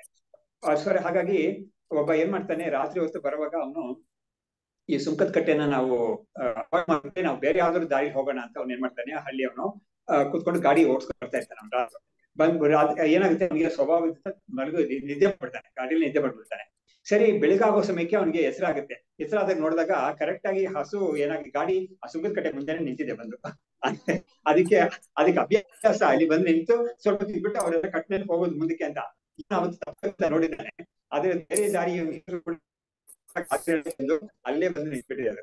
ಸೊ ಹೀಗೆ ಘಟ್ಟಗುಟಿಕ ನ್ಯಾಯ ಅಂತ ಒಂದು ಹೇಳ್ತಾರೆ ಅದಕ್ಕೆ. ಸೊ ಹೀಗೆ ಪ್ರಾಣಿಗಳಿಗೆ ಒಂದು ಇದಿದೆ, ಅದನ್ನೇ ಇವರು ಇಲ್ಲಿ ಹೇಳ್ತಾ ಇದ್ದಾರೆ. ರಥೆ ಪ್ರಯೋಗ ಯೋಗ್ಯೋ ಸ್ವಃ ಶಿಕ್ಷಿತಃ ಸಾರಥಿಂ ವಿನಾ ಸ್ವಯಮೇವ ಸದಾ ಅಭ್ಯಾಸ ಗಂತವ್ಯಂ ಪ್ರಾಪಯೇತ್ ಖಲು ಅಂತ ಇವರು ಕುದುರೆ ಎಕ್ಸಾಂಪಲ್ ಕೊಟ್ಟಿದ್ದು ಇದಕ್ಕೆ. ಅದಕ್ಕೆ ಅಭ್ಯಾಸ ಆಗಿರುತ್ತೆ, ಅದ್ರ ಪ್ರಕಾರ ಮುಂದಕ್ಕೆ ಮಾಡ್ಕೊಂಡು ಹೋಗುತ್ತೆ. ಪ್ರಾಣ ಅಂತ ಒಂದು ಇದೆಯಲ್ಲ ಶರೀರದಲ್ಲಿ, ಅದು ಇವನಿಗೆ ಆಯಾ ಸಮಯಕ್ಕೆ ಆ ರೀತಿ ಅವನು ನಡ್ಸ್ಕೊಂಡು ಹೋಗುತ್ತೆ, ಪ್ರಾಣ ಅನ್ನೋದು ನಡ್ಸ್ಕೊಂಡು ಹೋಗುತ್ತೆ ಅಂತ ಉತ್ತರ ಕೊಟ್ಟರು. ಅದಕ್ಕೆ ರಥ ಅನ್ನೋದು ಕುದುರೆ ಹೇಗೆ ನೀವು ಉಪಪತ್ತಿ ಮಾಡ್ತೀರಾ ಅಂತ ಹೇಳಿದ್ರೆ, ರಥಕ್ಕೆ ಸೇರಿಸಿ ಅವರು ಈ ಒಂದು ಹೇಳಿದ್ರು. ಸೊ ಹಾಗಾಗಿ ಅವನ್ನ ಎಲ್ಲಿ ಕರ್ಕೊಂಡು ಅಂತ ಎಕ್ಸಾಂಪಲ್ ಬರ್ತಲ್ವಾ, ಆತ್ಮಾನಂ ರಥಿನಂ ವಿಧಿ ಶರೀರಂ ರಥಮೇ వచ్చు ಅಂತ ಹೇಳಿ ಬರ್ತಲ್ಲ, ಬುದ್ಧಿಸ್ತು ಸಾರಥ್ಯಂ ವಿಧಿ ಅಂತ ಹೇಳ್ಬಿಟ್ಟು ಇಂದ್ರಿಯ ರಥ ಹಯಾನಾಹುಕು, ಇಂದ್ರಿಯಗಳೇ ನಮ್ಗೆ ಇದು ಕುದುರೆಗಳು ಅಂತ ಅಲ್ಲಿ ಹೇಳುವಾಗ ಉಪನಿಷತ್ ಏನ್ ಹೇಳುತ್ತೆ ಅಂತ ಹೇಳಿದ್ರೆ, ಇವನು ಸರಿಯಾದ ರೀತಿಯಲ್ಲಿ ಆ ಕುದುರೆಗಳನ್ನ ಟ್ರೈನ್ ಮಾಡಿದಾನೆ ಅಂತ ಹೇಳಿದ್ರೆ ಅವುಗಳು ಕರೆಕ್ಟ್ ಆಗಿ ಹೋಗ್ಸಿರುತ್ತೆ. ಅಂದ್ರೆ ಅವುಗಳಿಗೆ ನನ್ನ ಯಜಮಾನ ಅವ್ನು ಎಲ್ಲಿ ಹೋಗ್ಬೇಕು ಅಂತ ಅವ್ನು ಬಯಸ್ತಾನೋ ಅದಕ್ಕೆ ಗೊತ್ತಿರುತ್ತೆ, ಅದಕ್ಕೆ ಅಭ್ಯಾಸದಿಂದ ಗೊತ್ತಿರುತ್ತೆ, ಕರೆಕ್ಟ್ ಆಗಿ ಕರ್ಕೊಂಡು ಹೋಗುತ್ತೆ. ಅದು ಒಂದ್ ವೇಳೆ ಇವನ್ ಸರಿಯಾಗಿ ಟ್ರೈನ್ ಮಾಡದೆ ಹೋದ್ರೆ ಅದು ಎದ್ವಾ ಹೋಗುತ್ತೆ. ಅದು ಇವ್ನು ಎಲ್ಲಿ ಹೋಗ್ಬಾರ್ದು ಅಲ್ಲಿಗೆಲ್ಲ ಕರ್ಕೊಂಡು ಹೋಗ್ಬಿಡುತ್ತೆ, ಅದು ಬಿಡಿಸ್ಬಿಡುತ್ತೆ, ಎಲ್ಲ ಮಾಡುತ್ತೆ ಅದು. ಯಾಕಂದ್ರೆ ಅದಕ್ಕೆ ಆ ಕಡೆ ಈ ಕಡೆ ಏನೋ ಹುಲ್ಲು ಗಿಲ್ಲು ನೋಡಿದ್ರೆ ಅದನ್ನ ತಿನ್ನಕ್ ಹೋಗ್ಬಿಡುತ್ತೆ. ಅದು ಏನೋ ಅಟ್ರಾಕ್ಷನ್ ಅದಕ್ಕೆ ಒಂದ್ ಕಡೆ ಇದ್ರೆ ಆ ಕಡೆ ಹೊರಡೋಗುತ್ತೆ ಅದು. ಆದ್ರೆ ಇವನು ಹೇಗ್ ಪಳಗಿದ್ದ, ಹೇಗ್ ಅದನ್ನ ಇವನು ಟ್ರೈನ್ ಮಾಡಿದಾನೋ ಆ ರೀತಿಯಲ್ಲಿ ಕರ್ಕೊಂಡು ಹೋಗುತ್ತೆ ಅಂತ ಹೇಳುವಾಗ ಅವ್ರು ಏನ್ ಹೇಳ್ತಾರೆ, ಉಪನಿಷತ್ ಏನ್ ಹೇಳುತ್ತೆ, ನಿನ್ನ ಇಂದ್ರಿಯಗಳು, ಮನಸ್ಸು, ಬುದ್ಧಿ ಇದನ್ನೆಲ್ಲ ನೀನ್ ಹೇಗ್ ಟ್ರೈನ್ ಮಾಡ್ತೀಯೋ ಅದ್ರಲ್ಲಿ ಹೋಗೋದು. ನಿನ್ನ ಒಂದು ಈ ಒಂದು ಜರ್ನಿ ಅಂತ ಇದೆಯಲ್ಲ, ಒಂದು ಜೀವನ ಅಂತ ಒಂದು ಯಾತ್ರೆ ಇದೆಯಲ್ಲ, ಆ ಜೀವನ ಅಂತ ಯಾತ್ರೆ ಅದು ಅದಕ್ಕೆ ಈ ರಥ ಎಕ್ಸಾಂಪಲ್ ಕೊಡ್ತೇವೆ ಉಪನಿಷತ್ತು. ಆ ಯಾತ್ರೆ ಯಾವಾಗ ಸುಖಕರವಾಗಿರುತ್ತೆ ಅಂತ ಹೇಳಿದ್ರೆ, ನೀನು ಅದನ್ನ ಹೇಗೆ ನೀನು ಅದಕ್ಕೆ ಟ್ರೈನಿಂಗ್ ಕೊಟ್ಟಿದ್ಯೋ ಅದ್ರ ಮೇಲೆ ಹೋಗುತ್ತೆ ಇದು ಅಂತ. ಸೊ ಇಲ್ಲಿಗೆ ನಾವು ನಿಲ್ಲಿಸೋಣ, ಮುಂದಕ್ಕೆ ಕಂಟಿನ್ಯೂ ಮಾಡೋಣ. ಈ ರಥ ಎಕ್ಸಾಂಪಲ್ ಕೊಟ್ರಲ್ಲ, ಇದಾದ್ಮೇಲೆ ಇವನ ಇದಕ್ಕೆ ನಾವು ಪ್ರಾರಬ್ಧ ಅಂತ ಹೇಳ್ತೀವಲ್ಲ, ಈ ಪ್ರಾರಬ್ಧ ಅಂತ ಜ್ಞಾನಿಗೆ ಪ್ರಾರಬ್ಧ ಅನ್ನೋದು ಇದು ಅವನ ನಿಭಾಯಿಸಿದೆ, ಅದು ಅವನ ಶರೀರ ಯಾತ್ರೆಯನ್ನ ಅದು ನೋಡ್ಕೊಳ್ಳುತ್ತೆ ಅಂತ. ಅದಕ್ಕೆ ವಿವೇಕ ಚೂಡಾಮಣಿಯಲ್ಲಿ ಕೂಡ ಈ ತತ್ವಮಸಿ ಅಂತ ಒಂದು ಅನುಸಂಧಾನ ಮಾಡಕ್ಕೆ ಶ್ಲೋಕಗಳು ಬರುತ್ತೆ, ಸುಮಾರು ಶ್ಲೋಕಗಳು ಬರುತ್ತೆ. ಅದ್ರಲ್ಲಿ ಒಂದು ಶ್ಲೋಕ ಹೇಗಿರುತ್ತೆ ಅಂತ ಹೇಳಿದ್ರೆ, ಪ್ರಾರಬ್ಧಂ ಪುಷ್ಯತಿ ವಪುರಿತಿ ಧೈರ್ಯಮಾಲಂಬ್ಯ ಸ್ವಾಧ್ಯಾಸ ಅಪನಯಂ ಗುರು. ಅಂದ್ರೆ ಪ್ರಾರಬ್ಧ ಶರೀರವನ್ನ ನೋಡ್ಕೊಳ್ಳುತ್ತೆ ಅಂತ ಒಂದು ಧೈರ್ಯವನ್ನು ಇಟ್ಕೊಂಡು ನೀನು ಅದ್ರ ಬಗ್ಗೆ ನೀನು ಏನು ಗಮನ ಕೊಡ್ಬೇಕಾಗಿಲ್ಲ, ಪ್ರಾರಬ್ಧ ಮಾಡ್ಬಿಡ್ತಾ ಅದನ್ನ. ಹಾಗಾಗಿ ನೀನು ಮಾಡ್ಬೇಕಾದ ಏನು ಅಂತ ಹೇಳಿದ್ರೆ, ಈ ನಿನ್ಗೆ ಬಂದಿರೋ ಈ ಅಧ್ಯಾಸ ಇದೆಯಲ್ಲ, ಶರೀರದಲ್ಲಿ ನಾನು ಅಂತ ಅಧ್ಯಾಸ ಇದೆಯಲ್ಲ, ಅದನ್ನ ಕಳ್ಕೊಳ್ಳೋಕೆ ನೀನು ಏನ್ ಮಾಡ್ಬೇಕು ಅದನ್ನ ಮಾಡ್ತಾ ಇರೋ. ಶರೀರದ ಯಾತ್ರೆ ಅದು ಪ್ರಾರಬ್ಧ ನೋಡ್ಕೊಳ್ಳುತ್ತೆ ಅದು. ಹೀಗೆ ಧೈರ್ಯ ಮಾಡ್ಕೊಂಡು ನೀನ್ ಇದನ್ನ ನೋಡ್ಕೋ, ಅದ್ರ ಪಾಡಿಗೆ ಅದು ನೋಡ್ಕೊಳ್ಳುತ್ತೆ. ಇದನ್ನ ನೀನು ಮಾಡ್ಬೇಕಾದ್ರೆ ನೀನ್ ಇದೇನೆ ಅಂತ ಹೇಳ್ಬಿಟ್ಟು ಆ ಶ್ಲೋಕ ನೆನೆಸಿರೋಣ. ಶಾರೀರ ಮೀಮಾಂಸಾ ದೇವಸ್ತು ಪರಮೇಶ್ವರಃ ಆಚಾರ್ಯಾಶ್ವರಾಚಾರ್ಯಾಃ ಸಂತಿಮೇ ಜನ್ಮ ಜನ್ಮನಿ ವಿದ್ಯಾ ವಿನಯ ಸಂಪನ್ನಂ ವೀತರಾಗಂ ವಿವೇಕಿನಂ ವಂದೇ ವೇದಾಂತ ತತ್ವಜ್ಞಂ ವಿದುಷೇಖರ ಭಾರತೀಂ. ಓಂ ತತ್ಸತ್.